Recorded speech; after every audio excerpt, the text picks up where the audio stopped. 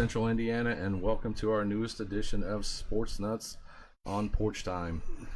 It's our first ever Thursday edition. I had some stuff I had to take care of yesterday, so we couldn't do it on Wednesday. So our guest tonight is David Bolin. Played at Martinsville in what I consider the golden era of Martinsville football. Move to your right a little bit, David. Both of you, Bob, your camera's blocking. We want people to see that face. Yeah, I'm sure you do. There you go. Yeah, it's Better. There you go. And then Bob, yours is There you right. go. Oh, I got you. Is that right? So Trying to make you look professional. Yeah. block it ugly, man. I'm trying. Look at this, Bob. Look what I'm I working know. with. You're on there all the time too. Dave, I appreciate you coming down. How was traffic getting here? That's crazy. Yeah. We wasn't prepared for that. I forgot what all was going on. I wondered when's the last time you've been here? Well, it's been a little while since I've came down 67. When I come home, I always go 39 through Monrovia that way. But we had to go to Indy. My son Jack brought me, and I had to go to Indy first. And so we just came down 67, which It's miserable. it's isn't it? crazy, but it is what it is. Yeah. So made it easy. The 37. I mean, so I was all worried about because I go 37 to work every day, and so I had decided I'm just avoiding 37 because it's one lane. Everybody, So I was going up 67, then I got stuck in Mooresville High School traffic. So then the next day I went around Mooresville, and it was taking me 65 minutes to get to work. So I said, if it's going to take me that long, I'll just go up 37. And it's actually not too bad because they've got it skinny down to one lane, so everybody just gets in a single file line and follows each other. Mm-hmm. You don't have the people cutting in front of you, speeding Right. up, tailgate. Everybody just it's actually not too bad. The worst part though is just kind of cutting through town where it's slow. So David Ferris is on. He said, "Hey David, what's up? Good guy. What's up, David? Yep. You play with him?" Yeah, David was in my class. He's a senior with me. Yep. Yeah, good, very good football player. You could bring the hammer. Yeah, he can bring the hammer, that's for sure.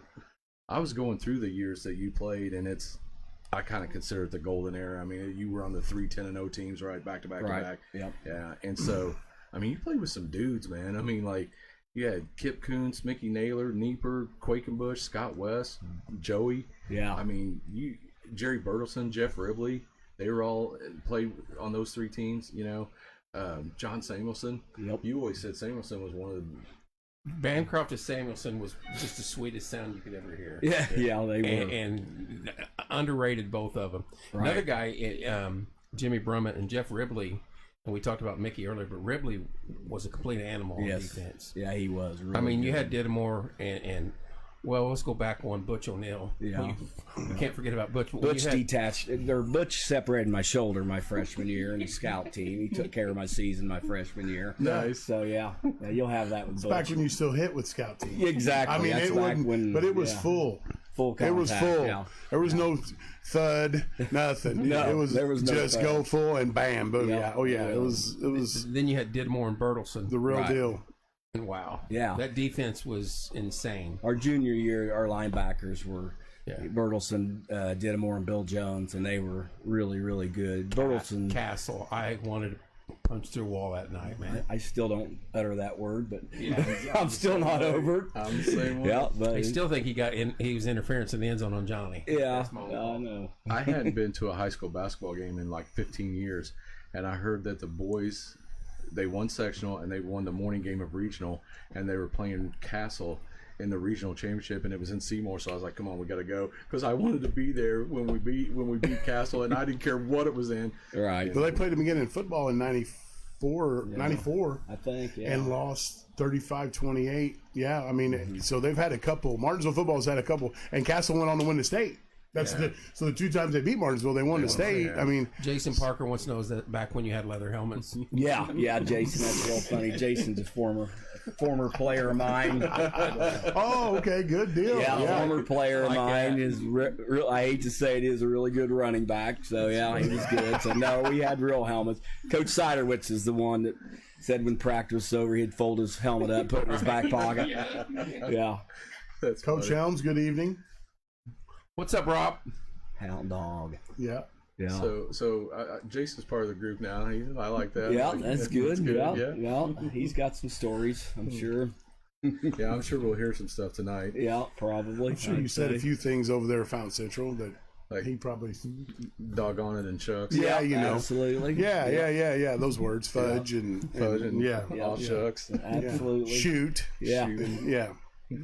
Julie, your sister's on watching. Yeah. Julie is. Hey, Julie, how are you? Bill Martin. Bill Martin, yep. I'm glad to see 4 aces on Porch Time tonight. Yeah, That's there you right. go. Who said it? Yeah, Bill that's Martin. right. We had to get the cameras all adjusted so everybody could see the Pretty mugs. Yeah, David looks like he can still play. I'm telling you, man. When I walked in, I The said, rest of us, I we're didn't know out. we were We're done. The Rock was in here. Yeah, whatever. You'd need an ambulance right there. I wouldn't real quick if I got out there. I'd have a heart attack immediately. I try to do lineman stuff now with my guys, and I'm like, oh man, you gotta quit doing that. I'll get your butt over here. Yeah. Thank you, Andrea. And then Riley says it looking good, Dad. Yeah. Thanks, Ross. There you go. Hey, Andrew Jarvis, 150 stars. Yeah, we're supposed to dance right when we get stars. That's right. Yeah, You're supposed to yeah. do some chair dancing. Yeah. Yep. Yeah. And all that Lawnmower. means I don't know anything about that. So Yeah, so it's what's that good? Stars? Yeah. Okay. Yeah. They donate Yeah. Oh, well, pennies. that's It's pennies. But it's 150. I mean, people do it. Yep. We've had a lot of it. There you go. Oh, here you go. Parker's got one for you. I had a lot of respect for that man. Made a lot of how I approach being a father and see that's what we talked That's about good stuff. with Cool stuff. Eric Moore when he was Yeah. in here. Bob has said it 100 times. There's a lot of kids that need football more than football needs them. Yeah. You know what I mean? Yeah. And Eric Moore talked about when he was coaching in Florida, there was a kid that went from some neighborhood. He told us the neighborhood. I didn't, but I'm assuming it wasn't a good neighborhood. And he went to one of the academies in Virginia, and all those kids were complaining because it was so hot in there. And that kid's like, I came from South Oh, Florida. he loved it. Yeah, he was like, well, he had "Man." air conditioning. Yeah. Didn't have it. He didn't have air conditioning. No, that kid. yeah, right, So he thought those guys were complaining about being hot. And he goes, I think this is heaven. Yeah. So it's like, He never had a room to himself. He stayed in a room and shared a bed with all of his brothers and stuff. You know, he had his own bed there, and it was just so interesting to get that kid's perspective on, these soft kids are complaining about it, and he's like, this is great. Yeah. Dave, you're catching all sorts of hell. I'm surprised Dave looks so fresh after teaching. Tough teaching day at FC. Brutal. Yeah, I'm telling you. Tough crowd. You department head? Brad's Are you one of my the AD mentors. department head? What's going on? I got a pretty good gig, I'll tell you. There you that. go. So, yeah, Can't beat it. Pretty nice. Yeah. Got a great administration. Very lucky. And They're good. What you gotta Oh, have. yeah, really Yeah, good. It's a good deal. Great principal, assistant principal. Yep. Really good. Rick and Kathy are watching. All right. Yep. So, Rusty Shack. so that's Michelle Weddle. What's up, Michelle? That's so funny. So Michelle sent me a message yesterday, and she said, I'll be on watching, but it'll be from my husband's account.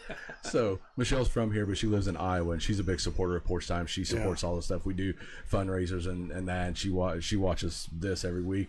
But she gets put in Facebook jail all the time because you know how you want to say stuff, but you're like, I probably shouldn't. Michelle says it. She doesn't. all right. She doesn't hold back. don't I like that. Yeah, No filter. no filter. She says what she thinks. That's why she's a fan of the show. Yeah, she lays it out there how it is, and so she gets her hand smacked by the powers that be. Rick Naylor. So I will get this out early because I told you Johnny Elliott had a question, and he wanted to go back to your MJFL days. Okay, and he wanted to know who was the best running back in MJFL back in the day.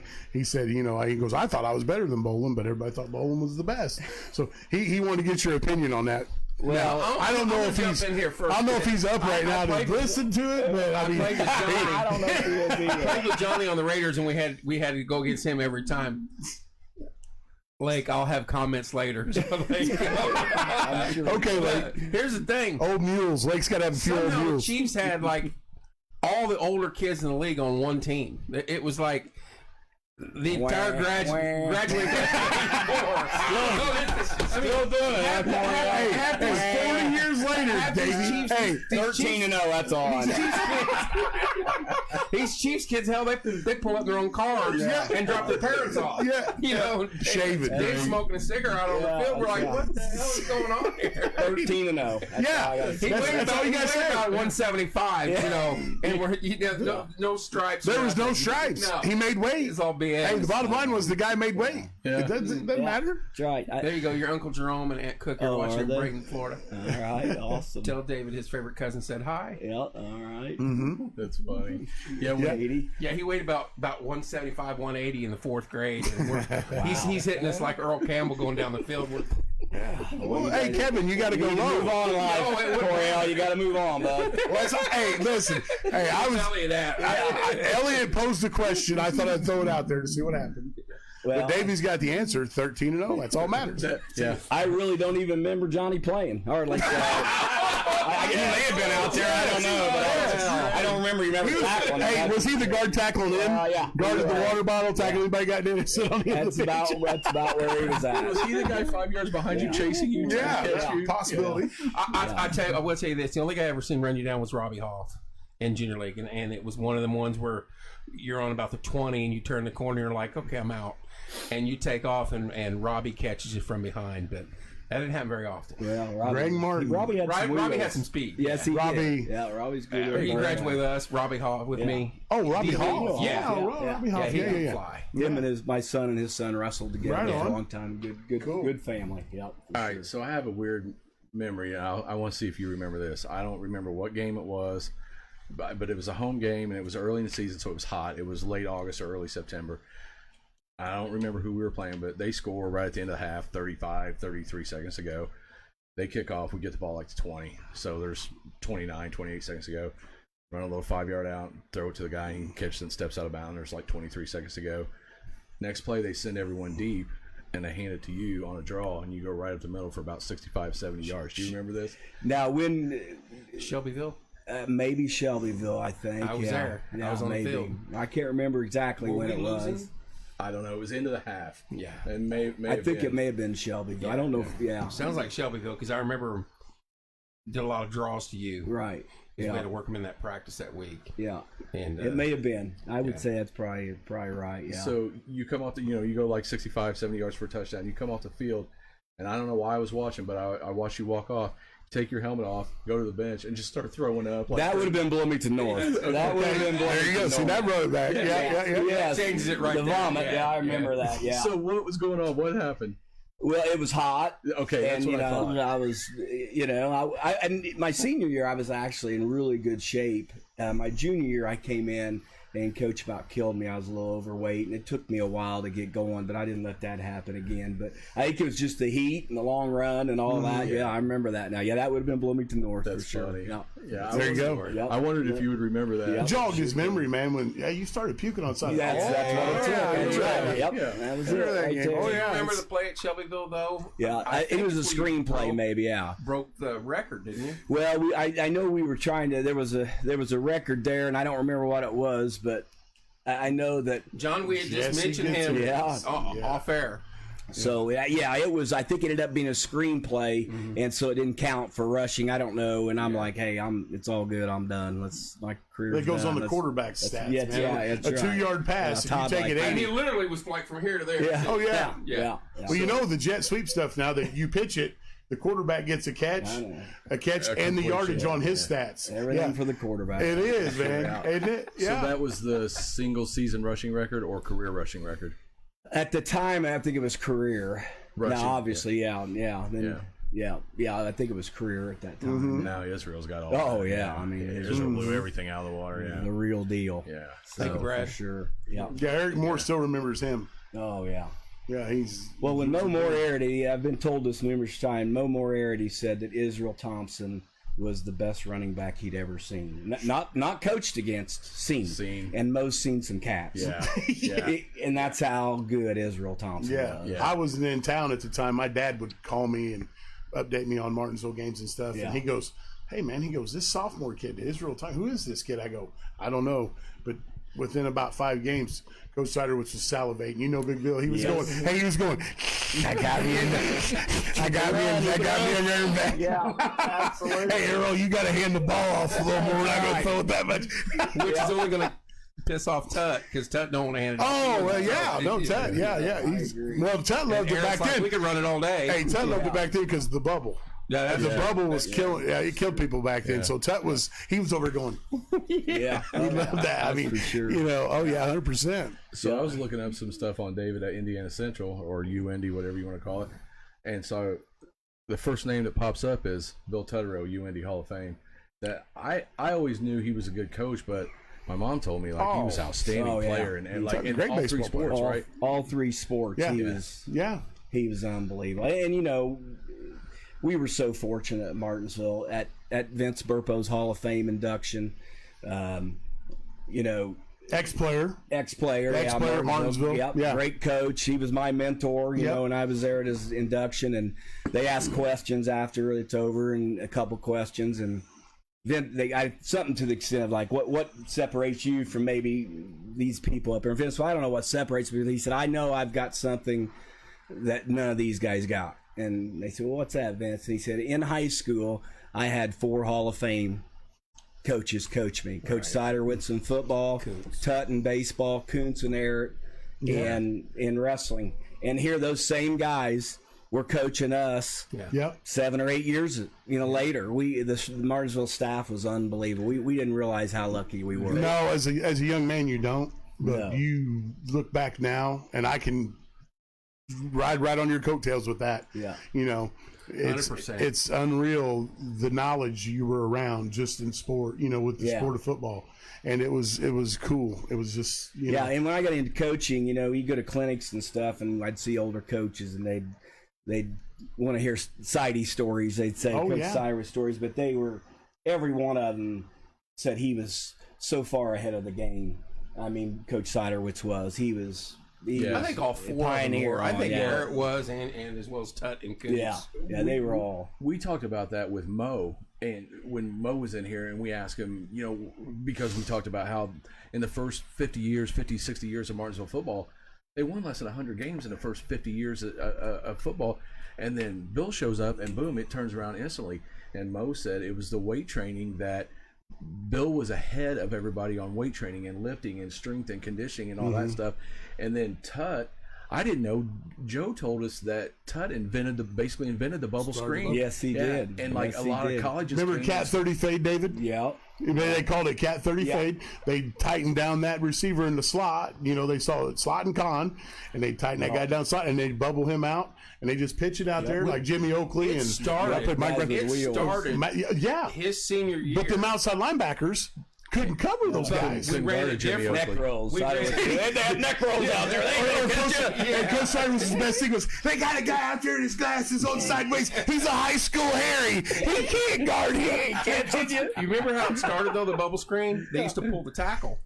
Yeah. Oh, yeah. You pull the tackle and to pick off the DB. Yeah. You go. The receiver would crack the safety, Yep. and you'd pull as a tackle, because I did it in high school, and you'd take the corner. Yep. And then it was one-on-one with neck roll. Hey, neck roll lost. Yes. He's not covering a dude like Jimmy Oakley. Cyrus Smith. He's got a neck roll on. He can't cover him. Dean was talking about the weight program. How many years did we go over to East Middle, and they were all there, summer weight program, where we did stuff all summer long. Yeah, it was awesome. And some of these coaches, Coach Lips and Coach Taylor were all there too. Yep. Still around. All sports program. And there were I think it's called 70 kids there every day. Yeah, every day. Every and one you of just us. did something different every day. And it was, Martinsville, in my opinion, I'm obviously biased, is the greatest place ever to grow up. I mean, we had the greatest childhood, and we got so many opportunities. People were so good to us. We had a lot of people invest time in us. Yes, they did, and They wanted us to very, succeed. very appreciated, because we had a great time growing up, for sure. Is that where you got started in football? Was junior league football here? Yeah, I grew up. We lived over on Jordan Road for my first 7 years, and when I was over there, it was camping, and we were in the woods and mini bikes, and I didn't even know what a ball was. And then we moved to Sharman my second grade year. We had neighbors, and that's all we did. And then the park was right behind us, and Literally right behind us. You had a little we path you could cut through. we cut right back to it. And so then that's all we did was after that, we played ball. And then I started in junior football, like I think in when you were 16. Yeah, what a On the Chiefs. Catch up on chat real quick. His cousin Bill from Everyday, over 20 years. He was pretty proud of Dave. Look, there's the Sissons. Hello, David from Thurl and Mila. Yep, there they are. All right. Hey, hold on. Help raise Does Thurl have a Smartie on him? No. No, Brad. no Smarties. Okay, Thank you for the stars, Brad. I need one. Probably. Thurl and I worked together one summer when I was in college. He drove me up to Indy. I love Thurl. This was Thurl sitting there driving his car about 15 miles an hour. Yeah. He wouldn't. I'd say, can we stop and get a beer? Nope, not till we get home. We ain't drinking and driving. I'm like, come on, man. I was in college. I was like, come on, Thurl. You gotta help me a little here. No. I am thirsty. Yeah. Hey, No, he wouldn't do it. Pretzels are making me thirsty. Story right here, and Dean can attest to got this.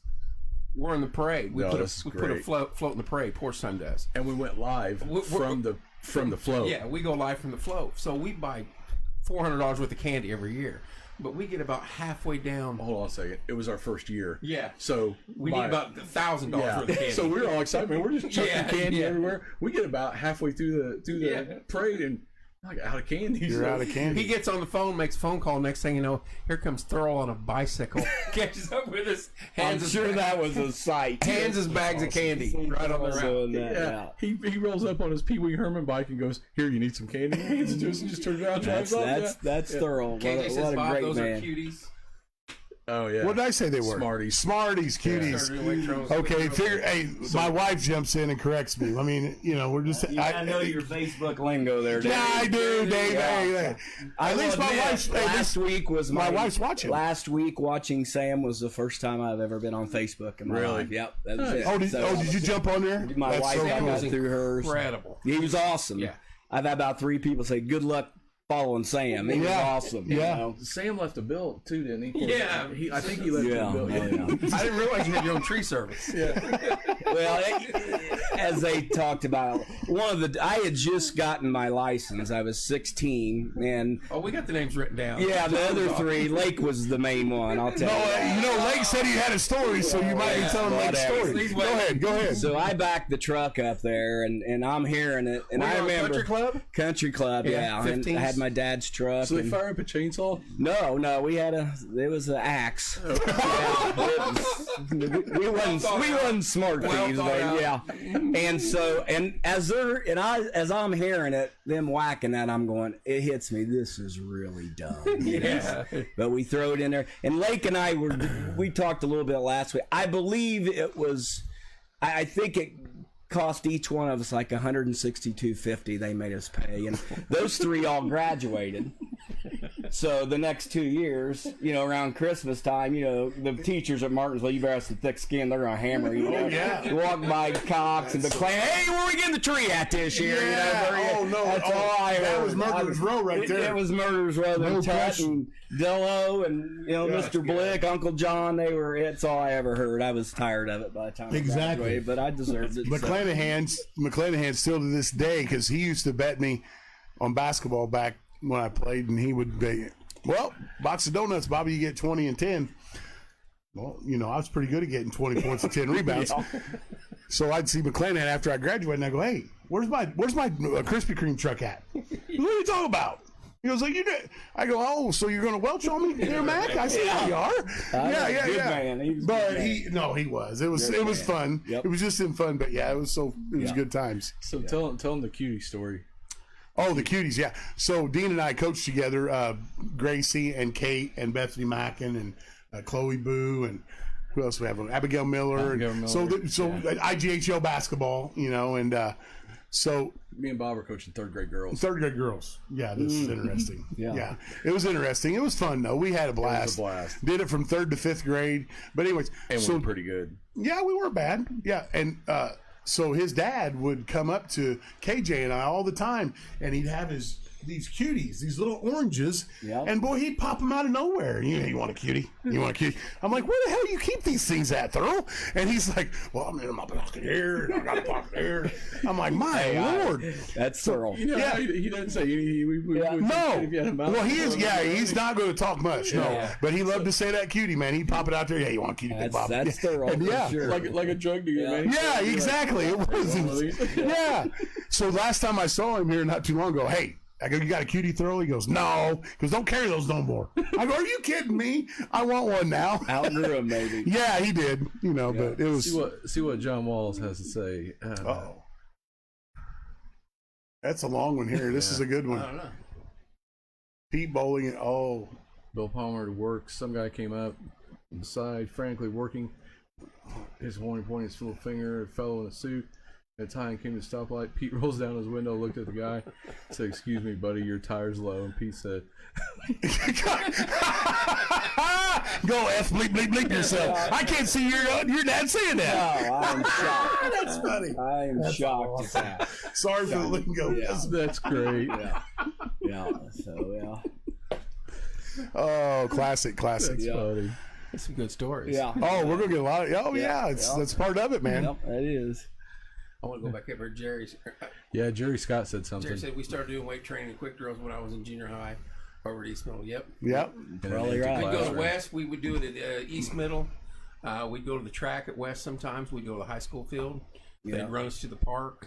We did all sorts of fun stuff like that. Oh, yeah. It was great. What was it? So 2 as a hours? running back, Dave. So Coach Siderwitz had that old the split back veer you ran. How many mesh points did you run with the quarterback? Hitting that. I mean, point, yeah. oh man, That's all we did. that's all you. He'd take the quarterbacks and running backs, Oh, yeah. and I bet he'd run 907 mesh. yeah. I mean, they're doing the same thing every time. And he'd go faster. You got to hit it faster. Yeah, he and these just guys would be Stopwatch out on the, Oh, on the yeah. track. Yeah, you not had fast to- enough. Not fast enough. What made me mad is How many handoffs can I take into practice? That's right. what made me mad is Eric would have us over there killing it, and then Koontz would show up. The defensive line want to go head to head. Oh, yeah. just for the fun of it. And you look over there, and there's the quarterbacks, running backs. Oh yeah, yeah. But Siderwitz Over has in been random. Hollywood. I don't know what you're Hollywood. on, Corey. You need to move on live. I'm telling you. Jeez. That's funny. You got to move on a little. Coach Eric had That's you running pretty over good deal. George Chip, Tom, all that stuff they used to call back in. And I mean, that stuff was Oh, nuts. call outs on the line, I was a yeah. freshman. I was sitting in there because Big Bill put me on the varsity as a freshman. I'm sitting in that old line room with Eric, man, and I'm like, the hell is this? I played for Larry Emge, where you just blocked the guy in front of you and drove him off, tackle right, tackle left. You know, Oh, yeah. You know, and wasn't did you play for Coach Emge? Yes. Savage Lair. A savage, There's yeah. another guy Yeah. that, hey, great coach. Yeah. Best Middle 8th grade guy you. Oh my Middle God. school dude, Hey, yeah. you'd hit old Bessie, and you'd hit it for an hour, Oh, yeah. an hour and a half, and get that shoulder block in there, man. He was. Well, when East and West, that was one of the greatest traditions. that Oh we yeah, had, it was. No question. full house. Yeah, and it was awesome. You know, Coach Miller was an awesome 8th grade coach, and then Yes. and then Mr. Emge, and you know, you just couldn't wait because you knew you were going to have to hear it the next 4 years if you If you didn't. lost. Yeah. If you lost, luckily we didn't. Now we beat Elliott again, but yeah, Well, and here's another thing. Well, and 22-6, by the way. Yeah. You still Oh, remember that Johnny at score? West. Well, yes. Oh, see, you got to. Yeah. You're Yeah, putting I- salt in the wound now, Davey. Well, I don't 13-0 and I don't know how 22-6. far I want to go on Johnny, but Johnny, he liked Drive it 8th home on him. grade so well he did it again. Oh, I snap. say, yeah, I didn't know that. Yeah. Hey, I didn't know that one, so I'm Well, going to say, I would he say drove this. to 8th grade. I'm going to get him. Here's the deal. Pete held him back. yeah. Oh, okay. And he was young anyways. He had a junior He was our birthday. age. I could have been held Yeah, back. and it was the smartest thing that they He ever had did. moved him up to when he was younger to Yes. be in that So he group. really should have been, but Johnny, it didn't go over well when you're in 8th grade and you want to move on to high school. You know, I remember it wasn't. I mean, you know, I'd talk to him sometimes and talking about walking the hallways. I say, hey. I was walking, you know, I was a freshman year. I was walking the hallway. I saw Gina Whitney today in the hallway. You know, she's a beautiful senior girl. I said, how's those 6th graders looking down there? How's them 6th graders looking, bud? You know what? Hey, that's a good line. Next time we see him, David goes, hey, man, back in the day, you know, I was checking out the seniors. It was the Samson. But it was, Mike Pete did Sampson. the right thing, and I was so happy for Johnny. You know, once you moved on, everybody forgot, but he got to play the group behind us. Our senior year, we went 6-4, and we had a bunch of great kids. We wasn't the best team. We knew the year was ahead of us, and then, you know, all those great years, and then you guys went to the Final Four the next year, and he got to be part of that. We ended up tying them 0-0 when we are in 8th grade. Yeah. West and East. Oh, really? Yeah. And they were. Did you detassel corn for Savage Lair? Yes, detassel corn. Hey, Yes, hell on earth. That was hell on earth. Yeah. Well, and if That was fun though. But it was fun. You'd load up on that bus out there on that gas station on 67 and go to Worthington. Yeah. It was like it was fine. I hated the year before you had to play for him. You had to watch what you had to be on your best behavior. And yes. Year after wasn't quite. Year after wasn't as bad After you played for him. Yes, you could let it loose a little bit. Before. But before that, there was hickey drills waiting on you if you messed up before. Yeah. He was the man. But you know what? About hickey drill. And that's why I tell people, I said, I learned a lot from Coach Imge, man. I learned a lot. Did he? I know he did. I'm sorry, Dean. Did he go out there and play when you guys were? Oh, Coach Imge, hold on. Taking shots and everything. David, hold on. Dodgeball. They had to quit dodgeball because I heard he blew up one of the porcelain. He could hum. He could hum it left-handed. You didn't want to get whacked by him. I heard that rumor too. He was not. The whacking was not good. No, Coach Imge, man, he had that left hand, boy, and he played quarterback, scout team quarterback in the 8th grade. Yes, he would. Funny. Yeah, you get out there, and he was awesome. You know what I think's funny, interesting about Bob? He never played organized football till he was in 8th grade. Did you know that? No, I don't remember him playing when he was younger. So no, I was in Pike Central down there. I was in that world, down in that area. When you came. I came in 8th grade. I left Pike County, went to Greene County for 2 years, but they didn't have football. White River Valley still doesn't have football, and that's where I was at for 2 years. So I didn't play actual organized until I came to Martinsville. And my cousin Jason Stewart, that's the only guy I knew in town. So we went to football tryouts and stuff. But that was my introduction to it. But I'd played, backyard and all that when you're a kid. But but organized wise, man, and Imge looked at me, man. And he's like, "Where'd you come from?" I bet. And you know where Larry's from, though? He's from Fort Branch, Indiana. Yeah, and I was born in Oakland City, which is 20 miles from Fort Branch. So that was kind of cool to talk to him about things. Absolutely. And 6'5", whatever, walking the hallway. Yeah, I'm sure that was. I never got those move-ins at Fountain Central. Those are nice. No, they are. Like Bob Denton. That's really nice. Yeah.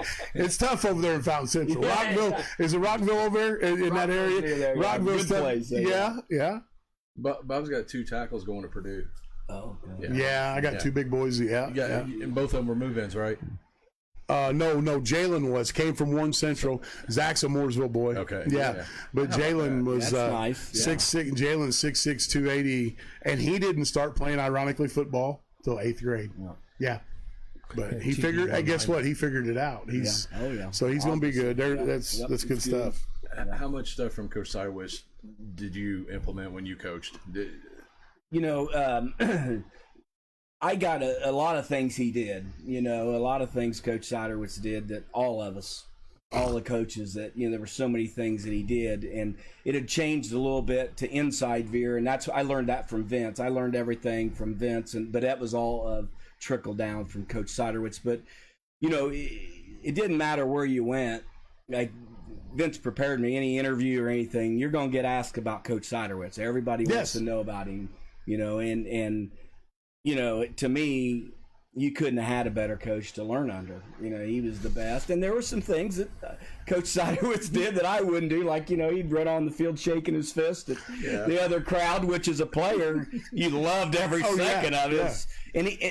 And I think sometimes, especially with opposing teams, but he got misunderstood so much because he did whatever it took to motivate his players. That's it. My thing about that is I love the us against the world. Like everyone hates us, so let's go play stick the crowd really well. Yeah. He was very good at PR. He gives the best. We were walking one time behind. We were at Connorsville, and we were walking behind. You had to walk behind their home field, and to get and they were calling him. Oh yeah. everything. I mean, just you SOB. And I remember standing next to him, looked at me, they love me, don't they? They love me. Yeah. And he loved that so much. And you guys rolled him too, didn't you? Yeah, we rolled him. Yeah. Of course we did. They threw eggs at us over there. Oh yeah. Well, he wore that old sweater. He wore that old sweater that said Martinsville. That across thing the was chest. iconic. So that's the Bob Knight sweater. It was. Yeah, It was. And you know what, Dave? I told these guys that guy could get you ready to play. You'd be in that locker room, and his pregame speech, dude, you were ready to run through the door and destroy people. I mean, he would have you just ready to go, man. It was like he's like Lou Holtz. Lou Holtz is great, and Coach Seidowitz is right there as far as that goes. I don't have the right sheet with me, but I made it. I went through when Bill was here. I went through his record against all the schools, and so like I wish I had it, but I feel like that's where a lot of the hatred of Martinsville comes from, because he was like 15-0 against Franklin. He was 11-1 against Connersville. He was 13-0 against Rushville. He just went around Central Indiana just smacking people around, and that's why they don't. And I love it, man. Like, hey, he was 8-3 against Center Grove. See, I told people this, and when Coach Moore was here, I said, people don't realize 30 years ago, Martinsville was the big dog. Bloomington South was absolutely nothing. and Center Grove. Now, Bloomington South, Center Grove are obviously there now, but Martinsville was the dog here, and those guys were trying to all catch us with sports and everything, baseball, basketball, and football. They were trying to catch us. And Coach Moore goes, oh yeah, I know that for a fact. And he goes, the greatest thing about it, you'll love this. He says, we have a big win. He goes, we win the state championship game, and Bill's there because Joe's there, and Bill still goes to games. But he'll walk up and he'll shake Coach Moore's hand, and he'll look at me and go, you got to put that one away. We go on to next week. And he goes, the guy won't even give me a chance to relish in the victory here. Let me catch up with this. Jerry says you wouldn't want to get hit by Emge, and I agree with that. And Billy says, I didn't make 8th grade. Well, that's that double A gap blitz again. That's Dean not blocking. Well, the double A gap blitz. Real quick, on Rob Helms, real quick. Run the center trap. Well, that's the other thing. Is Rob still coaching? Okay, Rob knows a lot more football than a lot of high school coaches. I mean, it's amazing that Martinsville has a junior high coach like him. Is he still junior high? Well, no, he's at the high school. Okay. He's been there the last 4 or 5 years. Well, probably longer than that. Yeah, you're right. Yeah, he knows what he's doing. I mean, and for years he just diced people to junior high level, And so he Hound Dog can coach. Yes, he can. Bluff. I thought he was going to be throwing hands with Garen Catholics. I like it. Let's hear it. Let's hear it. Oh, well, hold on. What's that story? In the Civic State? Craig Barr's watching tonight. What's up with that? So we played. I don't know how familiar you are with Garen Catholic, but yeah, I played them in the playoffs. Well, they're something else. Those people, and so we're up there. We got them in the semi-state, and at their place, at our place, at your place. Okay, yeah. Your assistant or your head coach at the I'm time? assistant. Okay, yeah. Well, Rick Malone was the head coach at the time. Martinsville also, And so Brian Moore took the AD's job. He was coaching Brad Smith, and Brad and Brian are all Hall of Famers, and so they show up on chartered buses. Before we're doing our walkthrough outside, they walk right through us.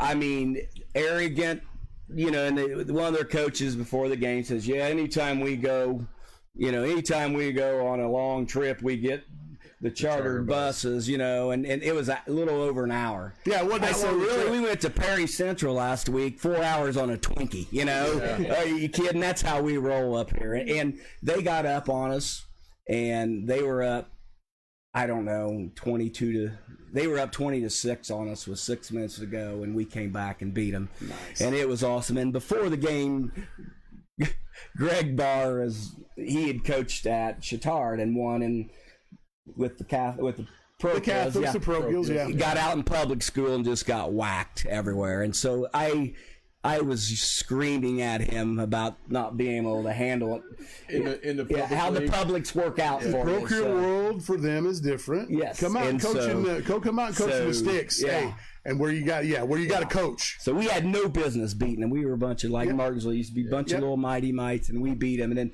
as far as my coaching, that's the greatest victory I've ever been a part of. We got beat by Central Catholic the next week at the state, but it was well worth it. So that brings me to one of the points I had here. So you go to this, you get state runner-up 2 years in a row, right? Right. And you get beat by Lafayette Central Catholic both times, right? Yeah. So they won 4 state championships in a row. They were 15-0, 15-0, 15-0, and 14-1 in a 4-year span. They won a state championship 52-0, 31-6, 38-7, and 14-0. They need their own division. You agree that they need their own division? Yes, in my opinion. Now, I've been out of it so long anymore, I don't pay much attention when you stop coaching. But yes, I think they ought to put them all together, in my opinion. I do too. But that's just me, and it gets pretty heated when you now. And throughout all that, we knew the Central Catholic people. And we actually got along with Kevin O'Shea and Coach Smith. Coach Smith coached him, and he was assistant. And so we got along great with the Central Catholic people. So we didn't have – it was the Garin Catholic people that were the ones Smug. that – my gosh, yeah. Brian Gillis is grateful for Coach Bolin to come to the Sticks. Yeah, thank you, Brian. Brian is another one of my first 2 years, Brian, he was a junior and senior. He went on to be all conference at Franklin College. And, nice. That's cool. Yep, graduated with a math degree. Very, very sharp young man. Got a son that's going to be a couple really good sons. Son's a freshman. One's going to be he's a national level type wrestler. Going to be really good. So And they're at Franklin or at they're at Avon, but Avon, okay. right now, yeah. So Nice. But we just In the got Avon beat. area. We just got beaten at Sim State by Ron Colley, and I've said this before on some other telecasts we have with other coaches. We're down 28-0, Davey, in the Sim State, and I'm on the sideline going, we're going to get beat 75-0 in the Sim State. No, I'm in my mind. I'm going, this isn't good.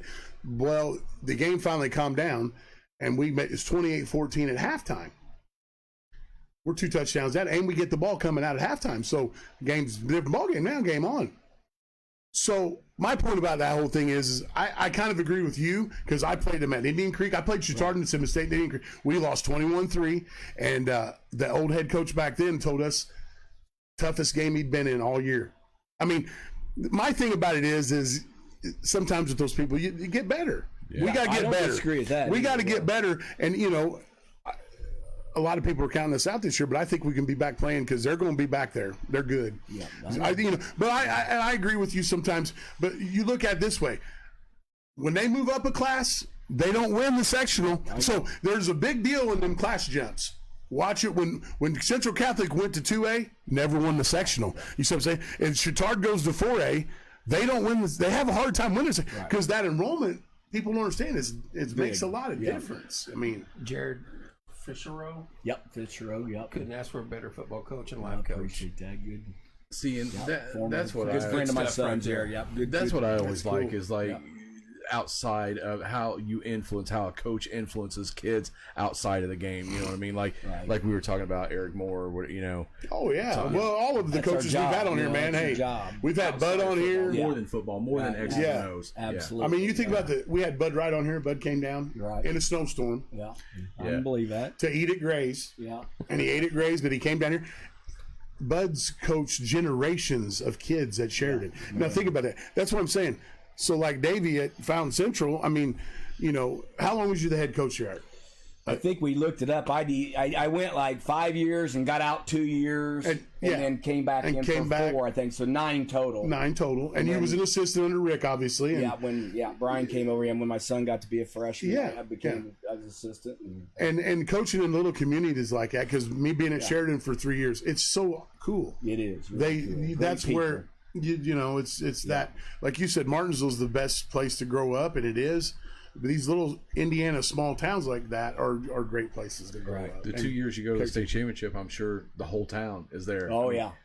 Yeah, we traveled. Yeah, it was really neat, See, and that galvanizes the whole community. It does. I mean, it does. Was there a better feeling than walking across that pavement with your spikes and looking up and seeing 10,000 people? No, it wasn't. I mean, you never forget that. Never forget. never. I mean, that was hearing the air horns and Everybody, Ralph Stiles with the fireworks, the air horns, everything. It was a 3D fun time. all the way around the junior league football kids.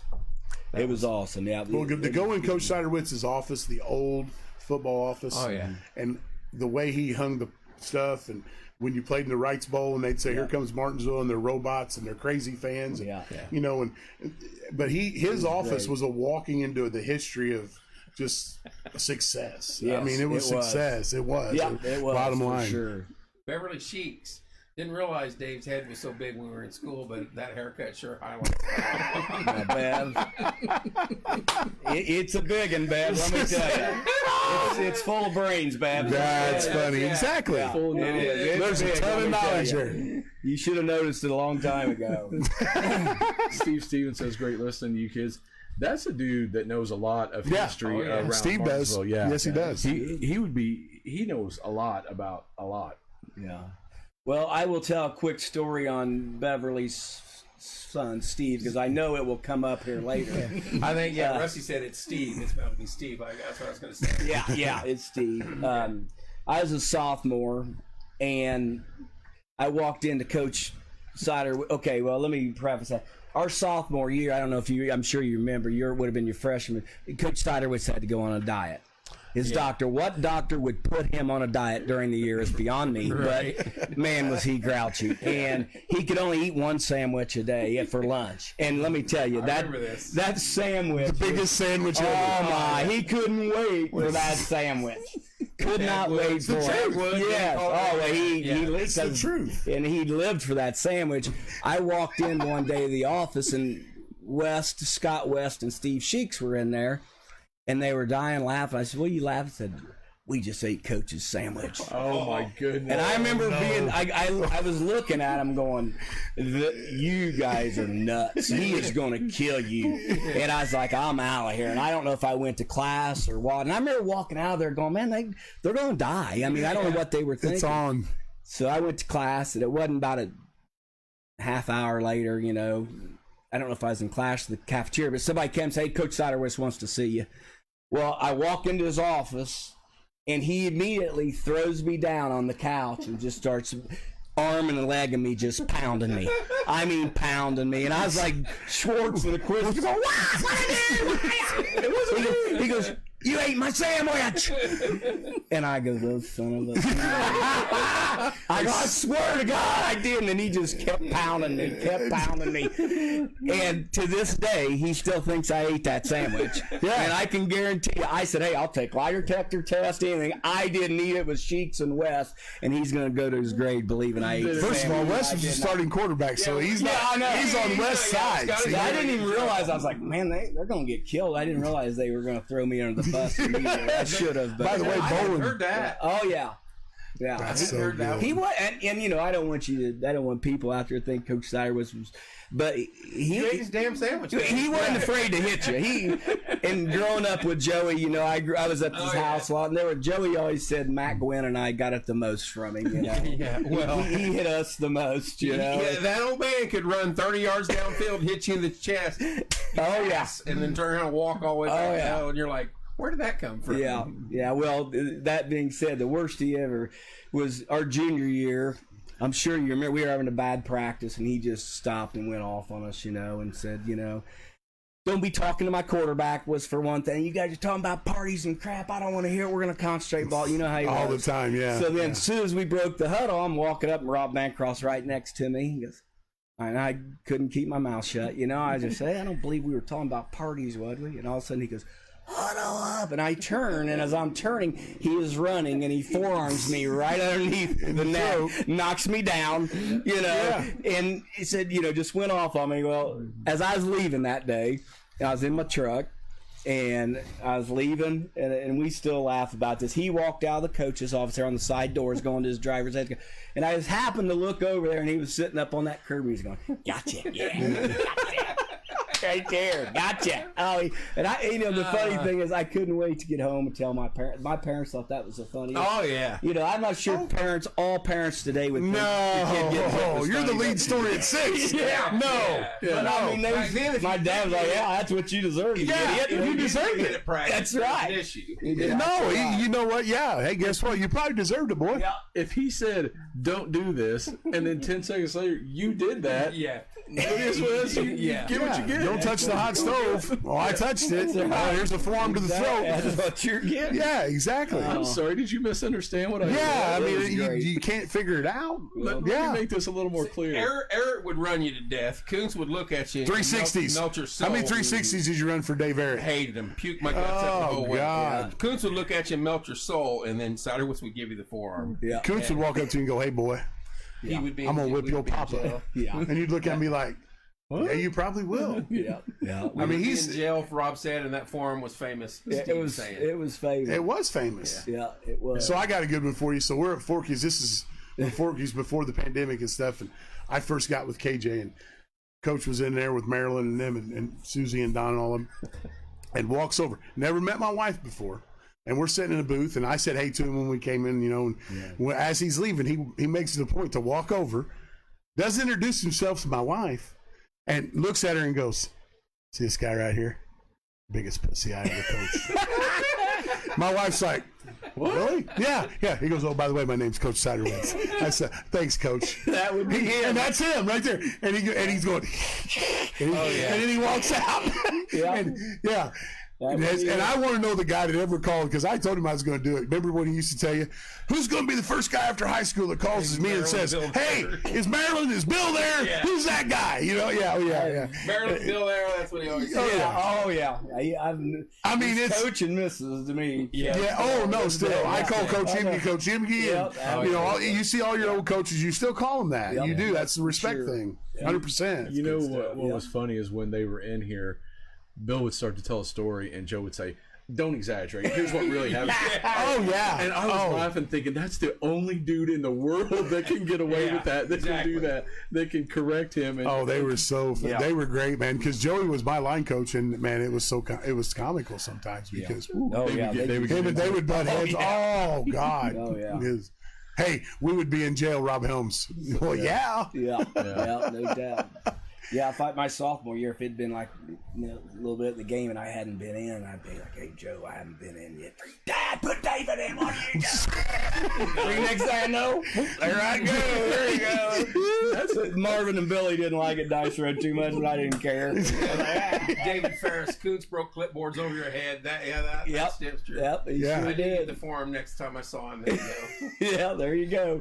I forgot about the clipboards. Koontz would beat up the defense. Yes, he would. That's a nice little hookup to have, just to be able to go to Joe and go, "Hey." It was. And I will tell you, that's probably the first time I ever told that story, because I kept that under my I'm gonna see hat that for next a time long I see time. Joe. Yeah. I'm gonna go, "Hey man, I heard Joe took care of me. Dave Bolin said that you was his guy when he was a sophomore to get in the Was it game." Mickey and who was running backs at that point in time? Marvin and Billy. Marvin and Dykstra. Billy, yeah. Yeah, and they were both really good. So I hadn't been in the game probably for a reason, but you know, there was a reason. But I'd go to Joe. It's a neat little help here. David, as a lineman that played for Martinsville, you were one of the exceptional backs that we were blessed with over that period of time with Billy and Marvin and some of the numbers. Mickey, we've named some throughout the time. So well, I know we blow you shit on here, but that's part of it. But No, it was a pleasure playing with you and seeing you develop.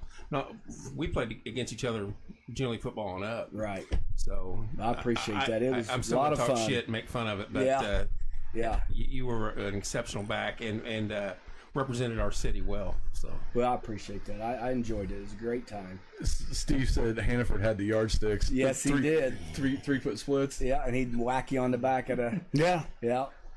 Coach Hannaford got out after my freshman year. Yeah, that's when Dave took over. Yeah, and they were both great line coaches, two different styles.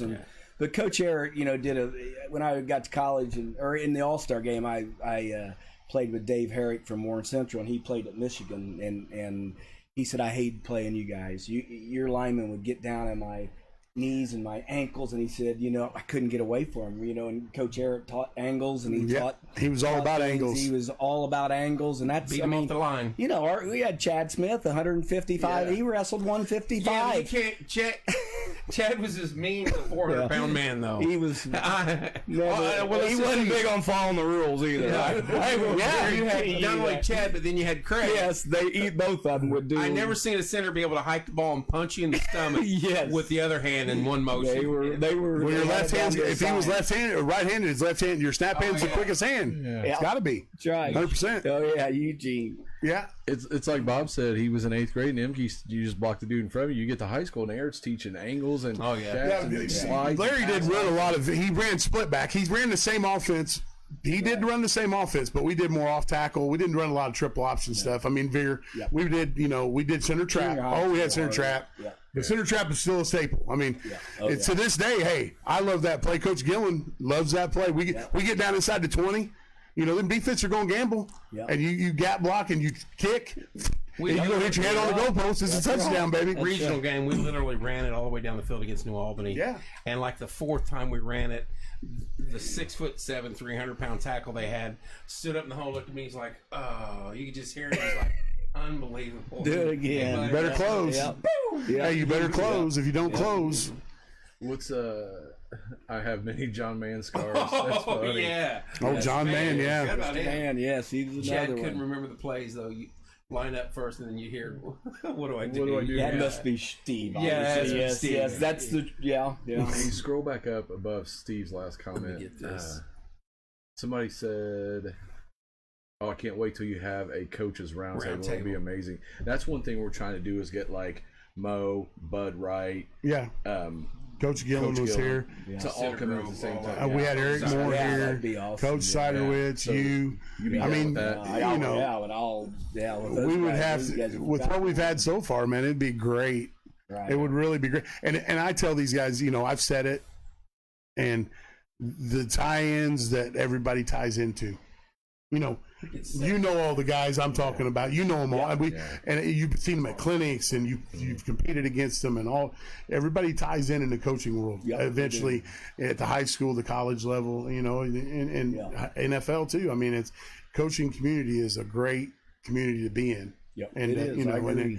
It's so. I agree. The relationships you build with people is awesome. We're working on trying to get Tom Allen to come in here. Yeah. But I mean, he's obviously crazy busy. But Yeah. the tie-in is Bob coached with Bud. Yep. Bud's son is at Kevin IU. Wright's down there now. He's the tight ends coach down there. Believe it, Yeah. So, And, It was yeah, absolutely. That'd be great to get Tom. Well, the people you meet, just in general, the people you meet, the guy and the guys you talk to. Well, and think like what you've always said. Like think of the coaches that he's played for. So Siderwitz in Larry MG in middle school, Siderwitz at high school, and all the assistants, and then George Perlis. I go to Michigan State, Perlis. I played 1 year under Saban. I got my little stint in the league, but just coaching for Mike Gillen and coaching for Bud Wright.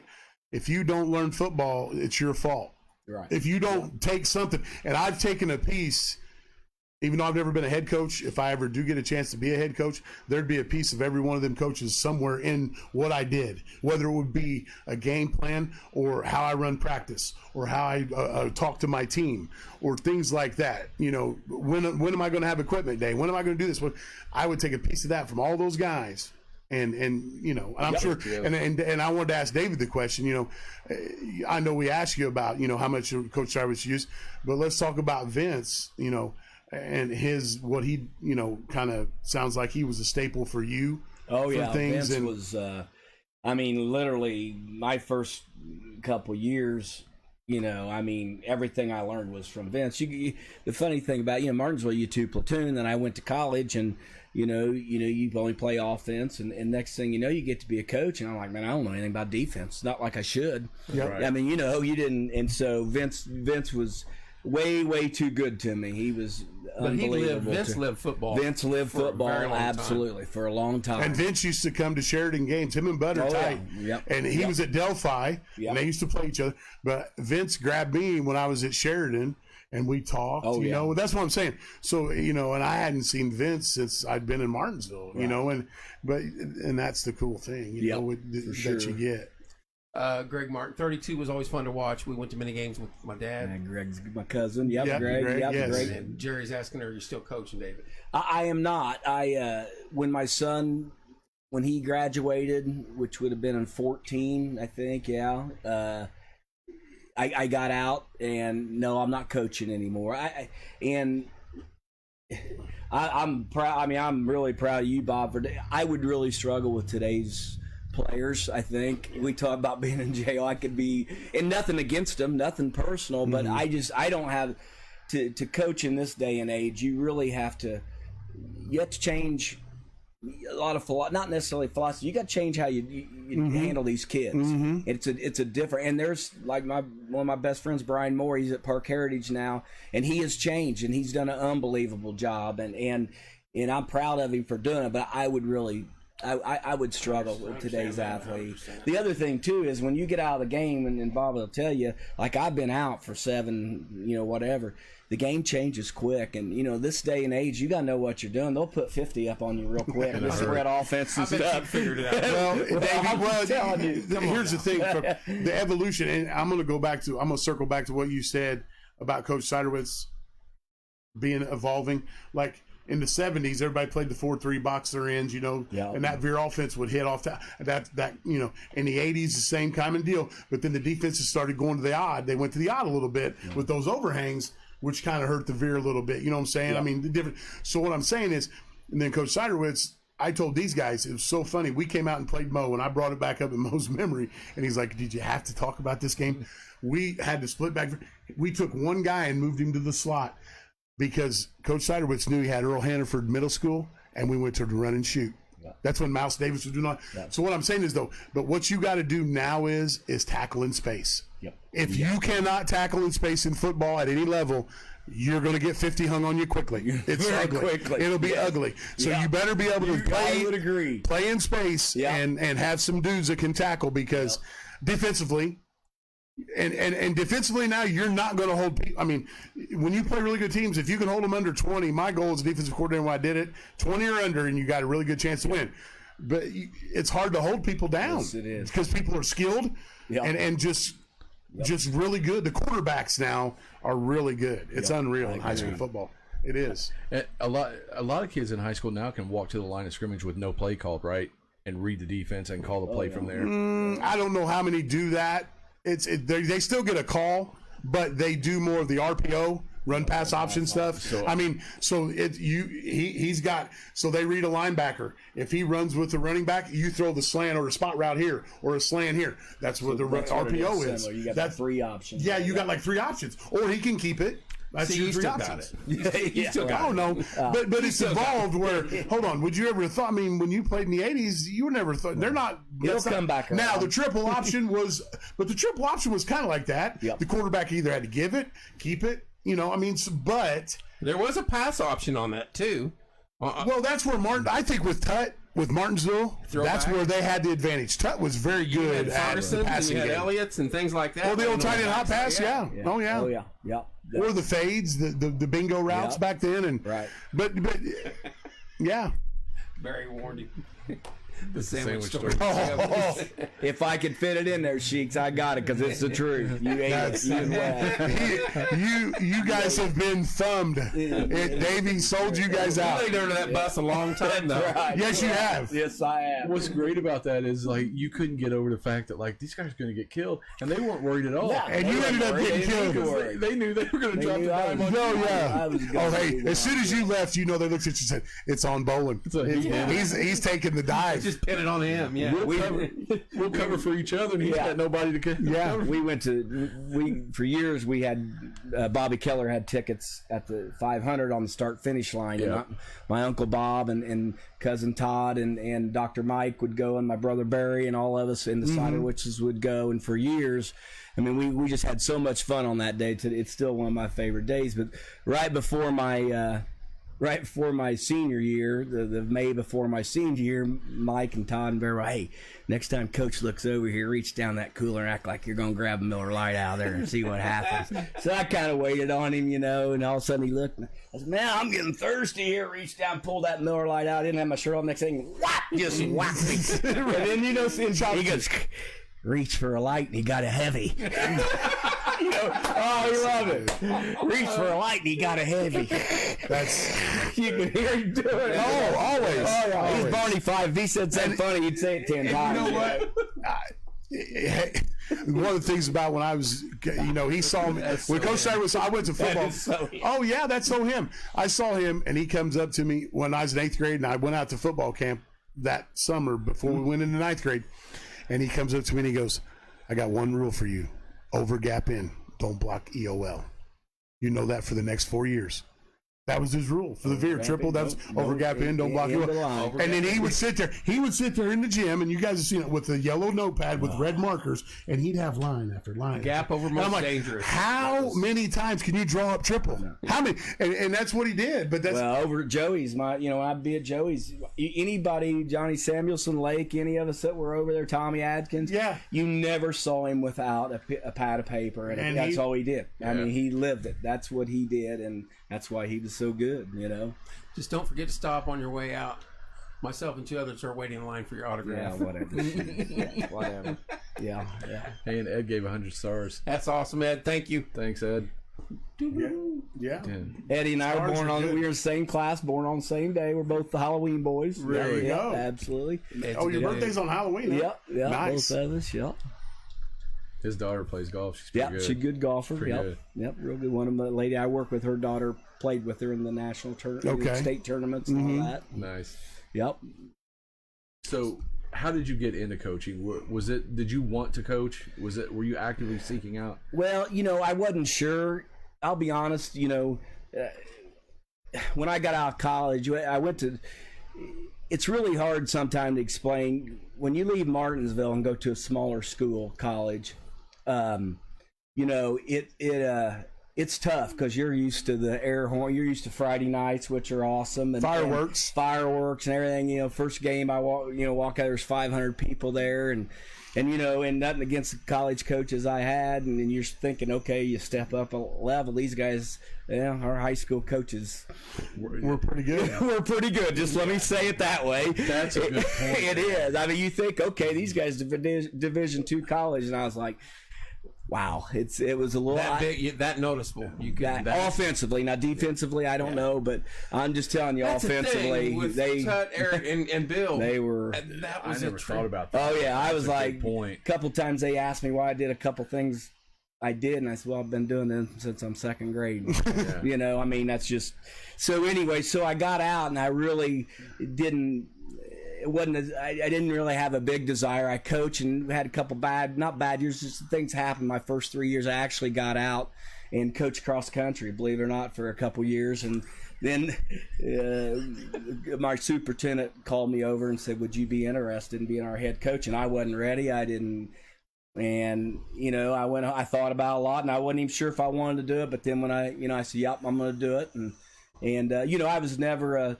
I mean, we did what we did. We were fundamentally sound. I was never an X and O guru or anything, but we had success, and we, had 4 or 5 running plays, and we ran them over and over and over, and so that was kind of the thing we did. And I think I was at a great place. I was a single A coach. That was a perfect spot for me, and I never had a desire to really move up and do all that.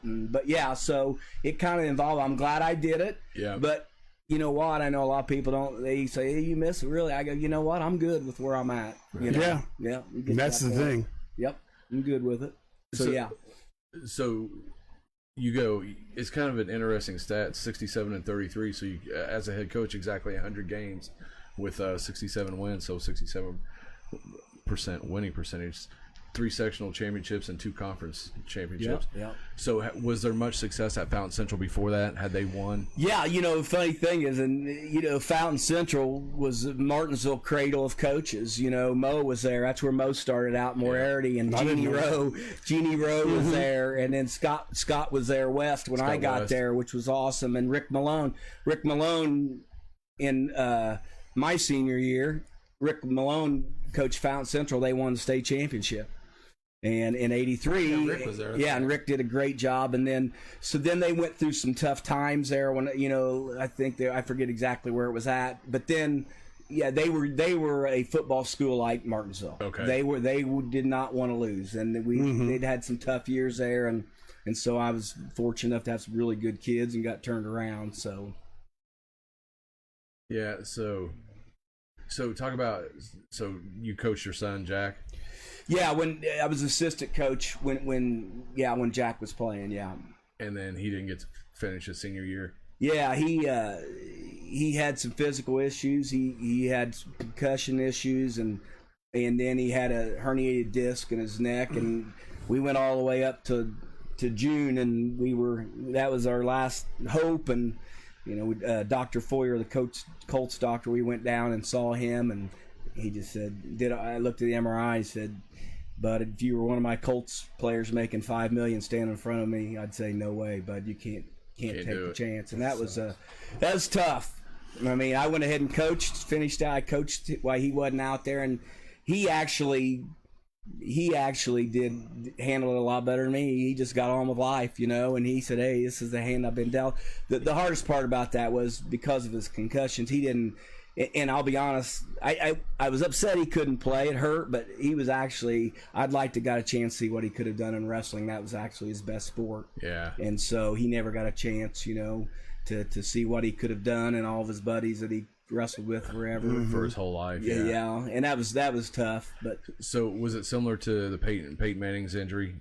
Yeah, in fact, Dr. Foyer's the one that did his surgery, and he was telling us, he talked a lot about Peyton Manning. It was really interesting, while we were down there, and he at one point he said, well, let's take one more here in June. We may, and then he just said, there's just no way you just can't do it. You can take one wrong hit. Yeah, one wrong hit. And be paralyzed. And that's all we need to hear.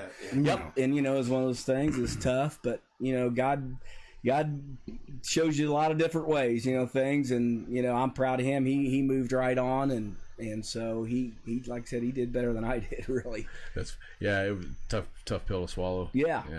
And we were at North Montgomery his 8th grade year, and then Rick came back, and Brian Moore, and we had Brad Smith, and so we actually, because we lived in North Montgomery district, but we brought him back to Fountain Central so he could coach. We could all coach him, and so he had a good senior class, and they won this. They got beaten the regional by Lenton, and he didn't get to be. It was just tough time, but all good, But he's got something special coming, right? Yes, I hear in about a couple of weeks I get to be a grandfather for the first time. Woo! So yeah, there you go. Friday's a little boy, so that's good. You already know. Yep. Oh yeah. Well, yeah. What do you mean? You got to know these days. What do you mean? They knew about 2 weeks. So well, heaven forbid. You don't know. Have a reveal party and everything. I got two of them. Yeah. Do you? Well, I'm pretty fired up. I got two little granddaughters. Yeah. Hey, yeah, Claire. I saw Claire before I came here, and then Chloe's still 6 weeks old. But yeah, it's cool. We're fired up. I'm a little older to be having one. I can't wait. Most of my buddies all got grandkids. Yeah, that's funny. So, yep, looking forward to it. Yep, you'll love it. Congratulations on being a grandpa. Yeah, need pep all time. It's gonna be a boy. Gonna be a boy. Gonna be a boy. Okay. Megan is watching. So, what was the reveal party like? How was it? How did? Well, luckily, because they knew if they had a big one, they never would have got me there. So he hit a golf ball. And it went blue. That was right it, which was fine. Just both immediate families were there, and that was good enough. Lasted about 10 minutes. I said, "All right, I can do that." That's good. That's good enough. So That's funny. Yeah. Funny. So tell me, I want to ask you about this. This is not related to football and kind of out of left field, but I think it's very interesting. Your parents were on top of the World Trade Center on September 10th. Yeah, they were. My mom and dad and Uncle John O'Neill was a teacher, and Aunt Peg. They were out there, and they went on and actually, when it all went down that day, we didn't know what day they were going. Ooh. And so it was a scary time, and I didn't even really have cell phones then, and we're trying to get a hold of them, and they'd actually went the day before, and we finally got a hold of them, and they were watching on their balcony in New Jersey. They could see it, and they were scheduled to fly back. And so they had a rental car, and they called the rental car company, and we didn't know, nobody knew what was really happening, and they were like, get in your car and go and drive it back to Indiana. So they did, all four of them hopped in and drove all the way back, so it was a little scary time. Yeah, that would be, man. Yeah, it was. Wow. They were That's up in crazy. it the day before. You talk about when your number's up, it's up, and when it's not, it's not. I mean, God, absolutely. If they get busy that day before and say, we'll just go tomorrow. Yeah. Yep. That's true. I know, man. That's where it was at. Timing. So. I hate to change the subject, but remember David Whitaker? Yeah, I remember David Whitaker. He wants to know, did coaching give you all that gray hair or becoming a grandpa? Well, that's the O'Neill side gave me all that gray hair. That's not a good athlete right there. Yeah, David was a really good center, and I grayed up very young. That's funny. Yeah, it's going grayer quickly. That's good stuff, right? Yeah, I got it. yeah, I know. Yeah, all got I got some. Yeah. I don't care what color it is as long as I have some. Hey, hold on. Those guys are in last place too. The Reds are in first place. You know that, right? Are they? They won today, so they're probably middle of the pack. Are they? now. Okay. Yeah, they've had These like Reds fans all hot and heavy through March and April. Oh, hold on. I'm not. Hold on. Stop. First of all, I'm not a Reds fan. April and May. I just found that out from Rob Helms and Jason. Or Jason Carter had his Cubs stuff on, and Helms was blowing him. Last night in Mexican. I almost called you today and said, "Hey, Justin Rhodes is doing great, man. He's going to win." Yeah. I'm trying to put the voodoo hex. You on. tried, Yeah, but he hung in 800 there. bones. yeah. Well, $10 bet will get you. There you go. Yeah, not a bad deal. Yeah, hey, not bad. So the inside joke there is, was it 2012, 2000? No, it's 2003. 2003. When yeah. Bartman happened. Yeah. So the Cubs are 5 outs away from going to the World Series. I'm watching the game. I haven't sat down in 3 hours, man. I'm pacing back and forth in front of the TV. Bob calls me. He goes, "Man, congratulations." He said, "Cubs are finally going to the World Series." I was like, "Yeah, I know." Hang up the phone, and literally 10 seconds later, Bartman happens, and then the shortstop boots it, and 8 runs later, he sends me back a text. Happy day in my Yeah. life. It was a happy day. So you don't like the Cubs? I do not root for any Chicago sports. I thought you were a Bears fan. No, I'm a Vikings fan. I have that curse. That's right. I'm a Vikings fan. That's No, right. And how did that happen? How'd that come about? Well, that's the great. My mom, and I have to blame that on her. You're supposed to forgive everybody for everything, and I haven't forgiven her for giving. It was my 7th birthday before I went to school. I'll never forget it. She gave me a Viking stocking couldn't have been a Patriots or supporting or somebody who's won the Super Bowl. Yeah, it was. Fran and Chuck Foreman. Yeah, absolutely. And They were good my back Uncle then. Jerome and Aunt They were Cliff good. were watching. They lived in Minnesota. We went up to their training camp with my cousin cool. Kelly and got You have family Chuck's- up there. It was legit. Yeah. So they, that's all right. yeah. That's funny. So then, from that point on, you were just a Vikings fan. Die hard. That's funny. People that are Tommy Kramer. People don't understand. I'm a Bears fan. You're a Vikings fan. absolutely. There's Packers fans. We didn't have the Colts. No, You didn't. No, we didn't. So, And A lot you of had your Bengals. team. There was a lot of Bengals fans. A lot of I mean, Bengals and a lot of Bears. That's who we used to see. Yeah. David said you like the Vikings since junior high. Ferris said. Yeah, I've been a fan. My cousin Kelly was when we went to the training camp. Went to get Bud Grant's autograph, and my cousin Kelly had a Bob Greasy jersey on, and Bud Grant wouldn't do it. Wouldn't sign Said, it? Nope. Oh yeah, That's awesome. Until you take that jersey off, I'm I not signing. love Thank it. you, Coach. I Grant. love it. Yeah, he would not do it. That is so good, man. Would you have signed a Vikings? No, Probably not. No, probably I'll not. never That's how forget that was back Yeah, then. he man. wouldn't do it. Yep, he's like, nope, I Yeah, ain't doing it's- it. that animosity back then was animosity. It was for real. Going too. The Raiders hated the Steelers. The yeah. Vikings hated the Steelers. Everybody hated the Steelers back then. Everybody hated the Cowboys. Everybody loved the Cowboys. No. Everybody loved the Cowboys back then. And they did. And that was at the time when you could say, "I hate the Cowboys" or "I hate the Vikings." Oh, you can't. You can't say that now. You say, "Oh, my." Yeah. I'll still say it. I don't care. Yeah. It's the same with me. I don't You know care. what? Hate the Patriots. There we go. So, were you happy when they signed Brett Favre? When Yeah, I was. I was. It was like there's nobody in the NFL that I dislike more than Aaron Rodgers. I can tell you that. But if he was to sign with the Vikings, giddy up. That's how it is. Yeah. Well, you got some. Here's the problem. Now you got some like that with average Michigan State quarterback for you now, he's Kirk not- Cousins. Yeah, he's but all right. he's I not know, very good. but it is what it is. They ought to get him for robbery. Yeah. As much money as that guy I made don't- being signed to franchise player, I'm like, I don't oh disagree, man, but you he's take what they robbery. give you. No, I agree, Dave. Yeah. I mean, I'm happy for the guy, but he's not worth the money they gave him. It's like I agree. he's a backup making that money. It's like, golly. kudos to him, though. Oh no, 100%. Yeah. Raking. I mean, he was good in college, but but it is what it is, man. Yeah. All right, so now we got to get into serious stuff. List your top 5 favorite candy bars. This is an ongoing, we're like running, not so much a joke. Okay, I'm a Baby Ruth, Okay. Snickers, Okay, there you go. Almond Joy, which is one that It's usually coconut rare. guy, huh? Yeah, I do. I don't like mounds, but I like having peanut in there. There Let me see. That's 3. Probably Kit Kat is up there. Is that Kit Kat a candy bar though? I think so. Yeah, we put it in. We put it in in there. classification. I would That's just assume- like, is Die Hard a Christmas movie? Yes. I don't know if Kit Kat's a candy bar. Hold on, stop. Yes, it is. Well, I'm counting it because I can't think of 5, but that's the 4th one. I don't know. what Okay. the- yeah. Well, I don't know I'm what- trying to get David. I'm trying to spark a debate. So I'm trying. Is it a candy bar, Push Coriel? M&M peanuts out by Yeah. himself. Okay, M&M they peanuts would are- be up there for They're me. top- They're not candy. That's Yeah, not they candy are. bar though. We consider them in a league of their own. So Okay. like they're the Alright. top. So you're taking a Kit Kat as a Twix. I will Twix. also.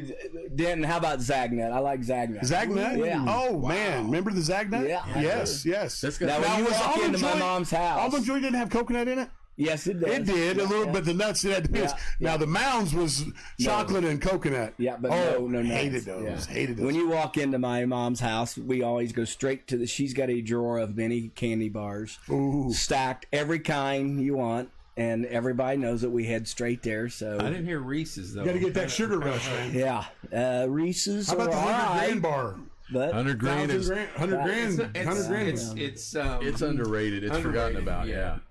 But you know what? They make those. wow, this is what I've been missing. Hey, well, you know, we try to cover all genres. Well, you do. I'm Candy. impressed. And, I'm impressed. you know. yeah. Die Hard I'm is one of impressed. Michelle's favorite Christmas movies, by the way, and I agree with that. Ah, I knew I'd start something. That's not a Christmas movie, young yes, lady. it is. No. Yeah, 100%. It's based on Christmas. 100%. But it's not a The Christmas only reason movie. he's there is because it's a Christmas party. Well, He wouldn't be at the Nocturne Okay. Plaza without the Christmas party going on. okay. Well, maybe that Christmas party was at December 2nd. It's still a Christmas movie. I don't think I it's told you that I'd movie. spark a debate. You got to do something. So Throw your curveball. you want to talk about Little League? How much it influenced you coming up? You think that's where a lot of your Well, yeah, I mean, here at Martinsville, you know, we joke about that, but Martinsville has one of the. Hey, Had. Okay, I'm Yeah. sorry. I've been out of town. For no, you have been. No, it But did it one coaches time. It that was they great. Had, you know, I talked earlier about Vince, obviously, and Brad Smith and Brian Moore and I. We started it was called Youth Skills Academy, and what we did was we would go around to communities and put on little league camps, but we also, if they wanted to, we'd give talks to their junior football league and the coaches, and it was a really neat thing, and each one of us talked about a different thing, and one of the things I talked about was how much a coach, you got to understand, you know, and I would start off every one of them with 4 names, you know, Frank Knox, Jay Edwards, Kenny Roden, and Mike Ball. Those were my 4 youth football leagues, and I can't remember my wife's birthday, but I can remember those guys. You know, and I'm telling these guys, you're going to be remembered, so you got to decide how you want to be remembered. Let me interrupt you. Played and coached in it, but the best time of the year is when coach would come down to a coaches meeting and then run plays with the coaches. Yeah. You know, a lot of us played for him. Right. He's like, you still don't know how to run the damn play. Yeah, exactly. You hear him? Yeah. Oh, yeah. These are 40-year-old men, and he's on them. Oh, yeah. Line up. Yep. Let's go. We're Yep. like, dude. Yeah, it's been a while. Yeah. Well, another thing that doesn't happen anymore around here. Oh, hold on. Somebody's calling me wrong. Yeah. Wrong for what? That's Michelle. Michelle on Die Hard. She thinks Die Hard's a Christmas I movie. forgot she's Rusty Shack. So, but playing, well, because they don't have East and West anymore, obviously. Right. But your biggest thing was in 8th grade was playing on the high school field. That was like a big deal, man, to go play on that field. That game. So that game, and of course, you know, they don't have 2 middle schools anymore, but yeah, that was something. Couldn't wait for it. But I know that, like, back when you guys came through, you cut your teeth and stuff, and I saw the junior league back, that junior league was awesome, man. It was great. It was well ran, and the people, you know, the coaches, they had the American League and the National League. And the individual that ran the league at that point in time was really good, yeah. No they question. were But Coach unbelievable. Sutterwitz was a part of the league. Oh, yeah. 100%. He started that league. What I'm saying is like in your community, like you just said, did you guys have junior football? Or did We you just started it. Started it, When I- right? Yep. So yeah, we did got a start It it. starts with those kids, you know. If you it get them does. down there. Well, the very first group, we started it. And Did they win the state? The 6th graders were the first runner-ups. Oh, and, first and the runner-ups, 5th okay. graders were the that's second. That cool. is so valid. Yeah. Man. That is. See, when Bud Wright was here, he struggled his first 7 or 8 years. Yep. And then about year 9, year 10, they did well. And I Bud think was on the chopping block. He was going to get fired, and in '75 they went 10-0. yeah. Yeah, so but his youth program, he said, I finally started to get those guys when I started my youth program, came into high school, see, and then Then he went 10-0. Yeah. And it, you know, it's everything. I assumed that that's what it was, but I didn't know, and so I asked him, and I didn't like set it up off air and say, "Hey, I'm going to ask you." You were this. searching though for the right answer. Yeah, It was. and I wanted to see if that's what it was, but he said, "Yeah." When I got there, I asked him. I said, "What changed in year 10?" And he goes, I probably got a little bit better and learned some stuff or whatever." You He said, do, yeah. Yeah, but he said my youth program got it. He said, "I've been coaching these guys since they were 6 years old. 10 years later, they're 16. They're coming into high school. It's the stuff we implemented. They know what we do. When you're running the same plays Over and the same and basic theory in football for that long as you know, a player, when you get to high school, it's old hat. Yep, You know what I you're agree. doing. Yep, and that's And we, like Bob said, we could only run that 4-3 back then. I think they ended up going to a 52 or whatever. Right. Well, I mean, what I'm saying, it's back in in the junior league ranks, they stay in one defense. I mean, but what I'm saying is the bottom line is your kids get you don't hold them feet to the fire. Say you got to run everything we run, obviously. Give them 4 plays, like you said, 4 running plays. Run these plays. You can branch off of them if you want as a coach, or go reverse, solo reverse pass. Reverse, On defense, I want them lining up in this, and on offense, I want them lining up. And then those kids, by the time they get to you, when you are a high school coach, they know what your formations are. They know where to go. So that you don't waste time on that. You go on and evolve into other things. See, I think you go to Coach Eric, teaching angles, and instead of going and starting from the basic, now you have your high school coach teaching I don't know, advanced stuff. Your coaching personality, David, as far as like, did you coach the personnel you had? Like, say offensively. Okay, so I got dudes. I can line up and smash you. Right. I'm going to line up and smash you. Right. Maybe the next year I've got 4 or 5 skilled kids. Spread the field. I mean, Change did you change some things up as far as personnel and evolve your offense to that, or was you kind of strict and say, Well, I was strict, but when I coached, we kind of had the same type of kid every year. You know, I mean, we didn't. I would have, but we didn't. That fit what you were doing. They fit what we were doing. Okay. Yeah. And so Yeah, I didn't have to. Yeah. Is Bill talking? What is he? What brand you mean, Bill? And Ed wants Zag Nuts, and Bob's got Butterfingers. Yeah, Bobby says. Bobby. Yeah. So, what is the Zagnut? Is it Bobby Martindale? Yeah, it's got coconut with peanut butter in it. What's the inside of it? Yeah, it's got like a crunchy nougat like type thing. Yeah, I don't know. It's he was good. asking you about the cold ones, the 4. What brand on those? Bill Martin. Yeah. Go, scroll down and he asked you for 4 cold ones earlier. I must have missed that. You did. I was paying attention. Pay attention. But you know what, David? The funny thing about it is, and I tell these guys, and I know you tell your high school players when you had them, it is so funny that what you remember from high school. Yeah. You jog your brain. Like earlier when they said you puked, Bloomington North. Yeah. You jogged your brain. But you'll talk. I tell my guys all the time, I said, you don't understand. Like what we did at Mooresville, those kids winning 3 straight sectionals, winning the regional. I said, 30 years from now, it don't mean nothing now, but 30 years from now, you'll talk about it when you get with your boys. Yeah. And that's, and you know, I'm sure when you guys get together with all your guys you played with, those are the most talked about times in your life. Yeah. Your high school years. Plus, it taught you, when you look at work ethic, we learned, the 3 days up at the park and, full double sessions. Now they go every other day. But even detasseling corn. Right. Who went and did that in the summertime? I mean, that was hell on earth, dude. Yeah, it was the worst job I've ever done. Worst job you ever done. But you did it. Yep. And it taught you something. Yep. And the 3 days at the park that you did, remember you had your chin straps buckled, rode the buses up there. And no matter how fast you go, ride in the world. Wasn't it? Yes. The worst ride in the world. And nobody's talking. Yes. Nobody's talking. Because everybody's like this. No. The third day, you'd maybe get a little whisper. Now, the payoff was the park pool at the end. Yes, it was. You had a blast. They opened it for you. You went in there. It had to be some wasn't that Wanda?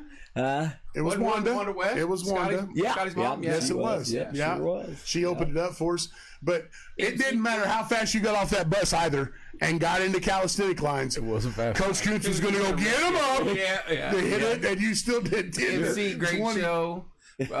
Sheik says Frozen Zero at Park. Yeah, I agree with you. That's a good call there. What I was talking about will be 4 down after the show. Oh, Frozen. Oh, you're talking about the sledding? Zero. No, Jason Parker, we ran trips right, the sectional championship, triangle right, veer right, they hadn't seen that on film. Well, hold Vince on. gave me that. Okay. Oh, yeah? Yeah, I Okay. called him. That's good. And Vince. So was trips right, veer right? You ran it to the trip side? Yeah, Yeah, and Vince goes, they had, and so we ran that back Yeah. when we played, though. yeah, and we ran it, and Jason ran it for a touchdown. But that was that group of kids we had really came on at the end. They were playing really well, and that game meant a lot to me because Coach Siderwitz and Joey and Dr. Mike, my cousin, Michael, came over for all it? Came up That's for that. awesome. And I remember Joey. Joey, I think, came straight to Martinsville as assistant, the head Yes, coach, and I yes. remember, we had a crowd all around the field, and I remember Joey going, man. I could tell. I think Sure, Bill. I'd like to see Joey go do that. okay. I think he would have liked to coach at a smaller school at some point. I've always said this about Joe. I love him. Learn David Ferris. Tassim corn sucked. No, but I know where he's at now. Obviously, and he's awesome. And Joey's a great football coach. That's what people don't understand. He's a great football coach. Yes. I think if he could have went somewhere like you said, cut his teeth a little bit, maybe came back. But who knows? But who knows? Yeah. What he did with his dad was great. Don't get me wrong, but Right? Yeah. I'm kind of with you on that. Yeah, I think if he could have, I think Joey would have blossomed. I think he would have been great at it. He would have been really good at it. Oh hell yeah, he's a great football coach. He taught me a lot too, Joey. Yeah, yeah. When they were here, Joe sat quietly for the first 15 minutes of the show. He did because it was all about Bill and Yeah. Bill. And then we asked something to Joe, and man, he just took off. And I mean, he's just knowledge. Oh, he's a knowledge of football, man. I couldn't believe how much and how smart. I mean, I don't want to say I was surprised how smart he was because that makes it sound like No, he's No. he's that good. Yeah, Dude, he's an encyclopedia like his dad. Yeah. He knows he it, is too, 100%, man. he was does. really good. That's what Bill kept saying, that Joe remembers every score, every game. Yes. Eric Moore said that. Yeah. Eric Moore's like, Joe, remember what play they ran on 4th down and blah, blah, blah. Yeah. And he's like, God, that guy's unreal. He goes, He eats a peanut butter and jelly sandwich every day for his whole life. That's what he takes for lunch every Yes. day. He- Peanut butter jelly. Yes, he does. I'm not And that's not a exaggerating. lie either. He is the most common human being. Yeah, that's good. Peanut butter and jelly. Yes. Yep. My son loved playing for Joe. And then what's Bob saying? Hey, Coach. You see, the Oni's had enough. Oh. Oh, I know who he's talking about. Yeah. Yeah. Yeah. Well, Put him in the bag. Hey, put him in the bag. Does that surprise you? No, he made it longer than I thought. He- What time is it? 8:30. He's tapped out. Yeah. Well, I stopped by the Elks and he was in there and he was not feeling any pain. That's funny. Yeah, But- yeah. Yeah. Bobby's throwing. Bobby's his DD. Yeah. Bobby's his DD. Yeah. My son loved playing for Joe. Yeah. Yeah. Yep. Yeah. Do It you was enjoy playing or coaching more? That's a good question. It is. Playing probably. Yeah. Playing at Martinsville. Yeah. Yeah. I mean, there was just no better time. We were so I was going to say, I blessed. can't think of a better time to play football in this area Yeah. than the area that I grew up in, which is similar, one Right. year Yeah, difference in yours. absolutely. Yeah. But we were very blessed. And you coaching, when you get to see kids do the things you've asked them to do and they have success, you're happy for them a lot more. But when you're playing, it's all about you. You're happy for you. Cheeks trying to hang you out to dry again. Maybe I should go to Center Grove and eat his sandwich. peanut butter and jelly. Yeah, PB and Bolin J. did it. Yeah. Go ahead. Bolin Blame did it that on me PB&J. too. Blame it on me. That's awesome. And Yeah. maybe you could leave a David Bolin business card. Right. Right. Yeah, exactly right. Yeah. About 3 pieces, 3 crumbs no left. doubt. That's Yeah. funny. I can see Joey go, Yeah. Yep, that's son for of a sure. buck. That's funny. What the hell? Yeah. Man, I've had a blast. Yeah, if we have a coach's roundtable, you come Absolutely. Yep. Yeah. I'd love to do it. I enjoy it. Here's my question to you. I need Vince Burpo's number. Vince would do this, you think? I talked to him. I texted him. He said he's getting a second shot. He's Awesome. getting out a little bit more. Okay. And Where's he you know, living now? Delphi still. Still at Delphi. Yeah, and That's Vince, kind of a I call, said, but- people would love to hear the Shirley stories. And yeah, and, 100%, Vince man. has got a load of stories, and Yeah. he would be. He's Vince gotta was get on. there. Was he on the first team that beat South, or was he? Did he play in that time with Jerry He and was him, or was he? younger, yeah. I mean, Jerry. They beat him in 73, I think. Jerry's junior year, maybe, or Yeah. maybe, I think. Steve Long What was and it? them, yeah. Steve Long and I him? think. Yeah, because I coached Justin when I was at Martinsville. Justin Long, his Yeah, boy. yeah. He's a good football Johnny, player. I did. Yes. Yeah, definitely. I was going to say something. I lost my train of thought. I did too. But see, we only deal with Hall of Famers, Coach. Yeah. Yeah.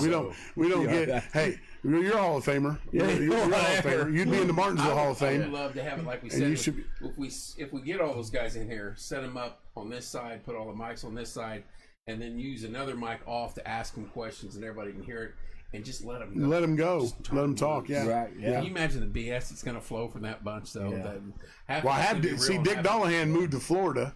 I want to get Dick on here. Have you've had Mo? Mo's here. Okay, yeah. We had Mo. Bud Wright, Mike Gillen. So Bud Wright, all-time winningest. Yep. Mike's third. Mike's third. Yep.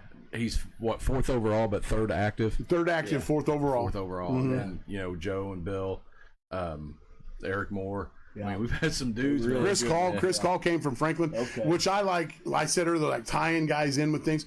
Call played for Gillen at Tri-West. Right, I thought he did. Yeah, Yeah. Chris did. He played for Gillen at Tri-West, and he coached at Tri-West. Won a state title there at Tri-West in what 14, 15 maybe Yep. the year after you guys did. But he and just to hear him and then Bud and You also Coach had Gillen. Siderwitz, too. Let's not forget. Yeah. Yeah. No, we did. Yeah. Yeah. But Bud and Mike coached against each other in the 80s when he was at Tri-West. Bud was at Sheridan. I'm sure, and yeah. Mike said this. He goes, Bud Wright taught me one thing. He goes, when it's 4th and 8, you leave your defense on the field. Do not sub for punt. He said, here we are, happy we stopped Sheridan. He goes, we're subbing 8 guys in, running them on and off the field, and here goes Bud off tackle. Boom, for about 20. Yeah. He goes, I learned, Bud taught me that's right then. Yeah. He goes, you run 1 or 2 guys in, not 8 guys. Yeah, there you And he go. goes, Live and learn. Yeah, live and learn, exactly. Coach, I got one more question before I get to girls' bed. Who was a better scout QB than yours? One of my assistant coaches, Rusty Alberts, he actually went to Indian Creek. Great offensive line coach, was my right hand man. He did a great job. Worst scout quarterback ever. And when you pulled him, he got his feelings hurt. You gave him the hook? Yeah, I had to. If you want to look, you had to give him the hook. Let me tell you. Good job. No, but we You gave him had to hard pull time. your scout team quarterback. Had Awesome. to. He was so bad. Couldn't even get a look. Yeah, I had to Go yank to the him. bullpen.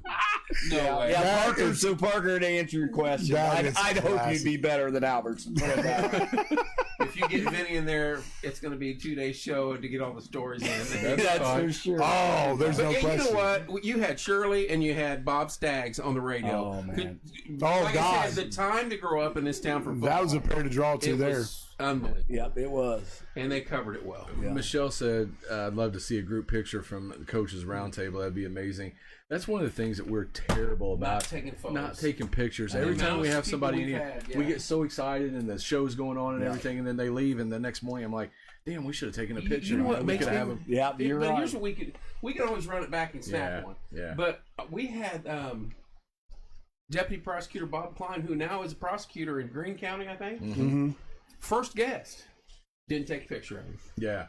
You just get caught I'm up like, Yeah, I know. I get Well, it. you get guys in here and you start talking and you get lost in it, man. And it's That's Start- good stuff. I mean, start this talking No, about it candy is. bars and all kinds of stuff. Yeah, exactly. No, black stripes on your helmet in Junior League football, you just lose thought. yeah. I had a black X, I had a black square, I had a triangle. They told me not even to look at the ball. They said you can't even look at the ball. So. So, You thi- touch it, you're out. so here's a good question. Jeff Gearhold asked this: do you coaches miss the Hell Week practice? I'm going to ask you this, David. Going to today's world, I don't think kids could make it if you still had 2 solid weeks of 2-a-days. Two-a-days. We don't have 2-a-days no more. People don't understand. School starts August the 4th. We practice them twice that week. We go from like 5 to 7 or 5 to 7:30.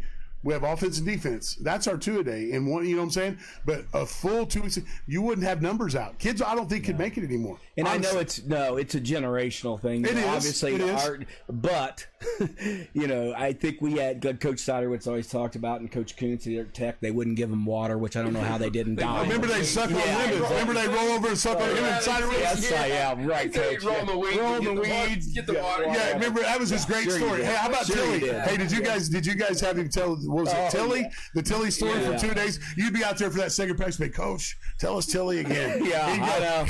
I'll tell you what, old Tilly, you'd burn it 10 minutes before you had to go to stretch. You I know. Yeah.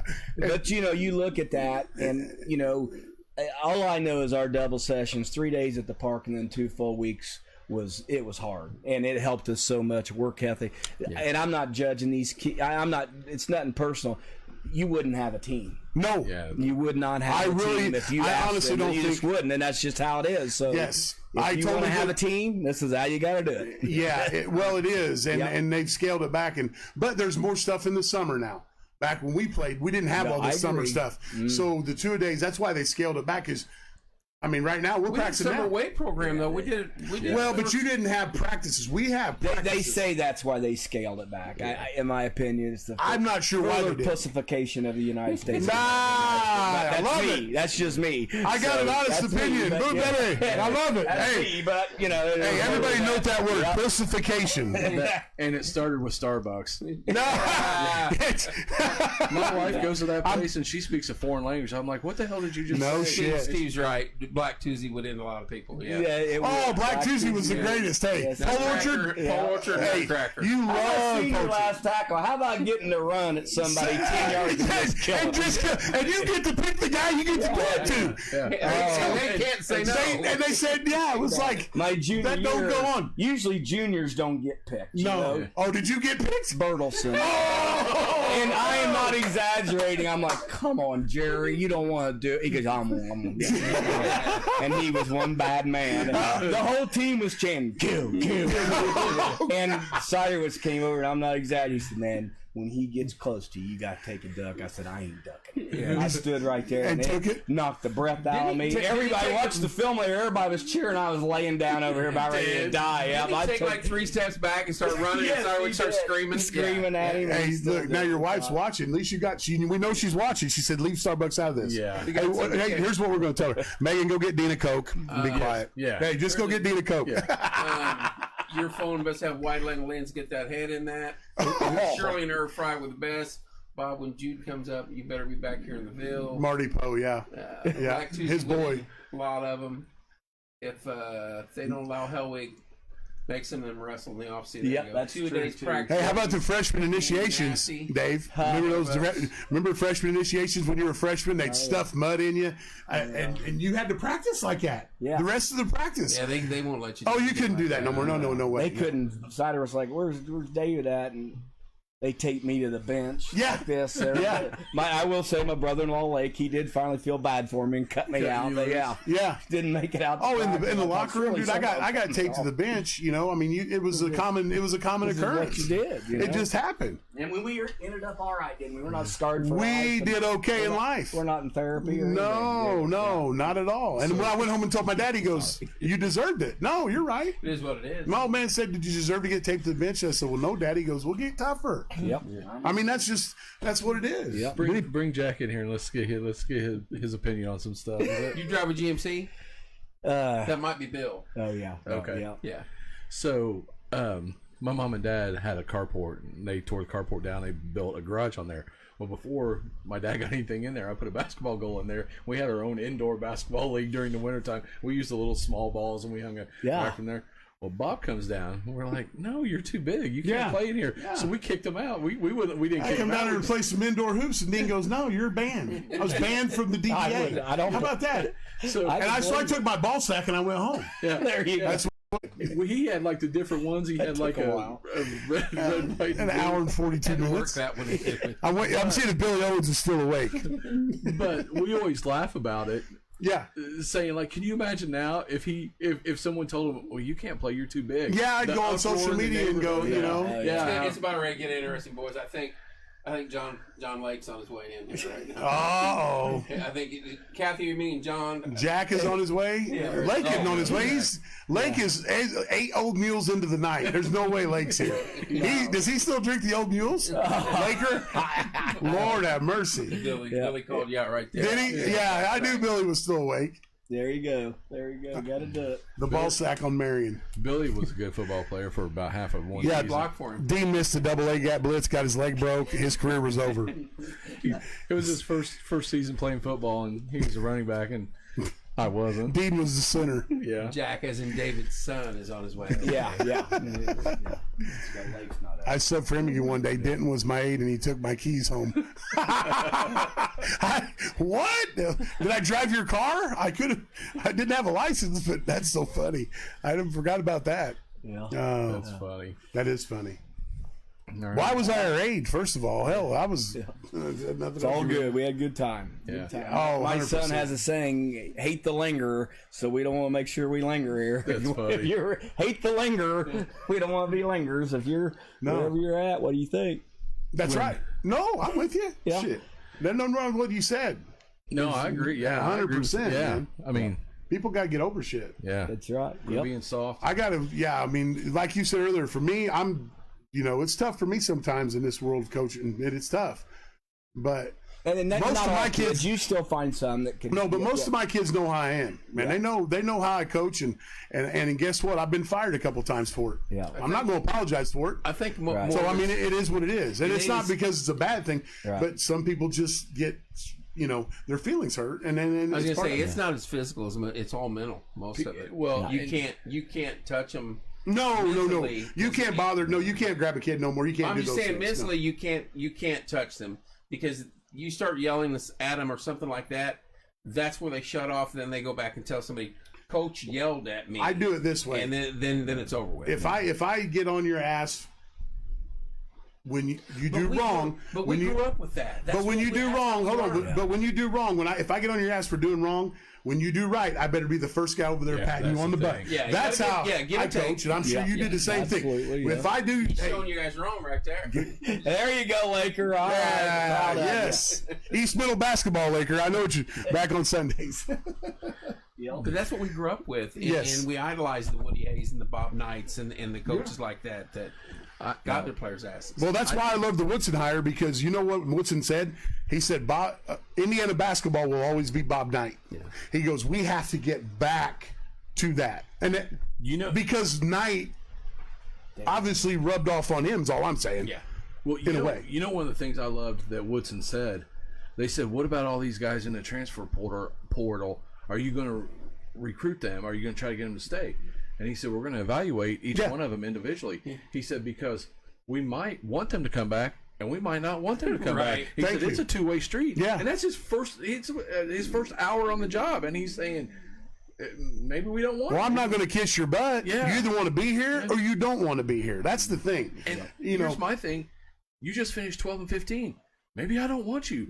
Maybe you're not any good. I mean, let's think about that. I mean, man.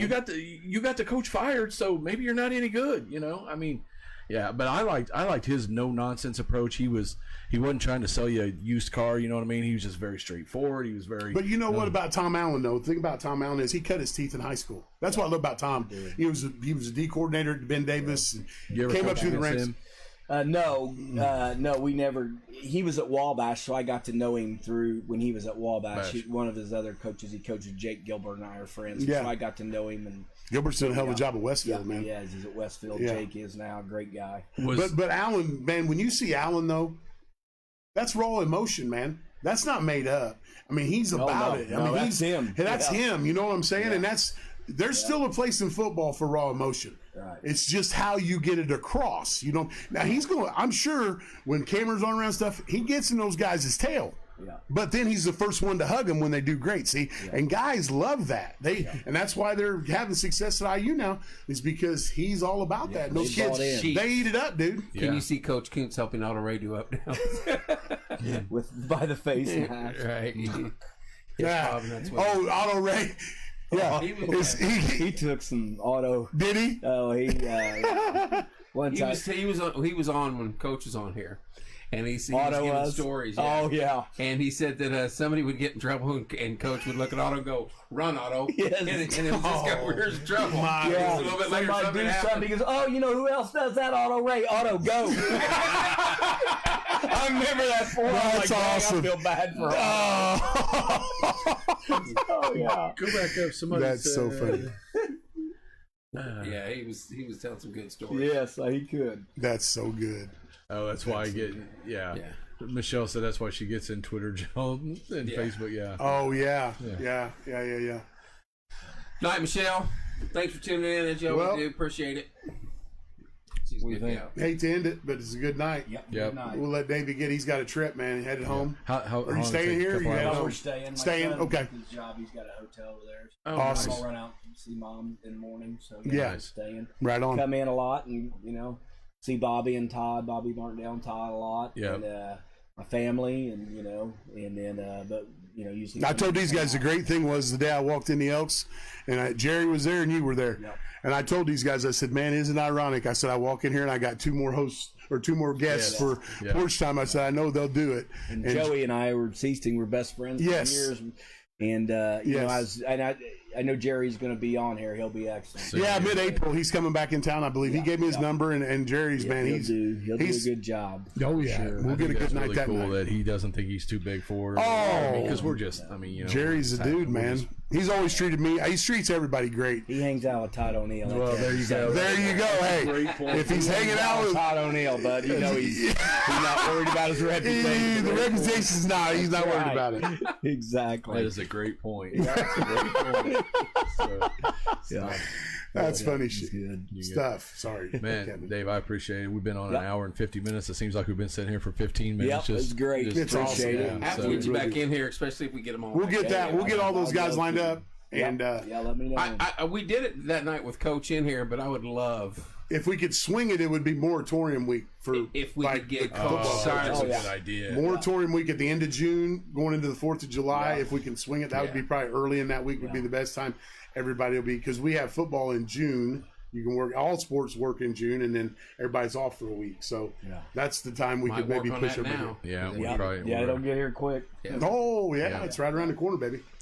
Well, I appreciate it again, Dave. Thanks for coming down. Thanks it was for a great having me. show. Safe, my man. Had a lot of fun. We'll do. We'll see, guys. I'm going to kill this, and we're going to get out. Yep. Good night, everybody. Thanks, everybody.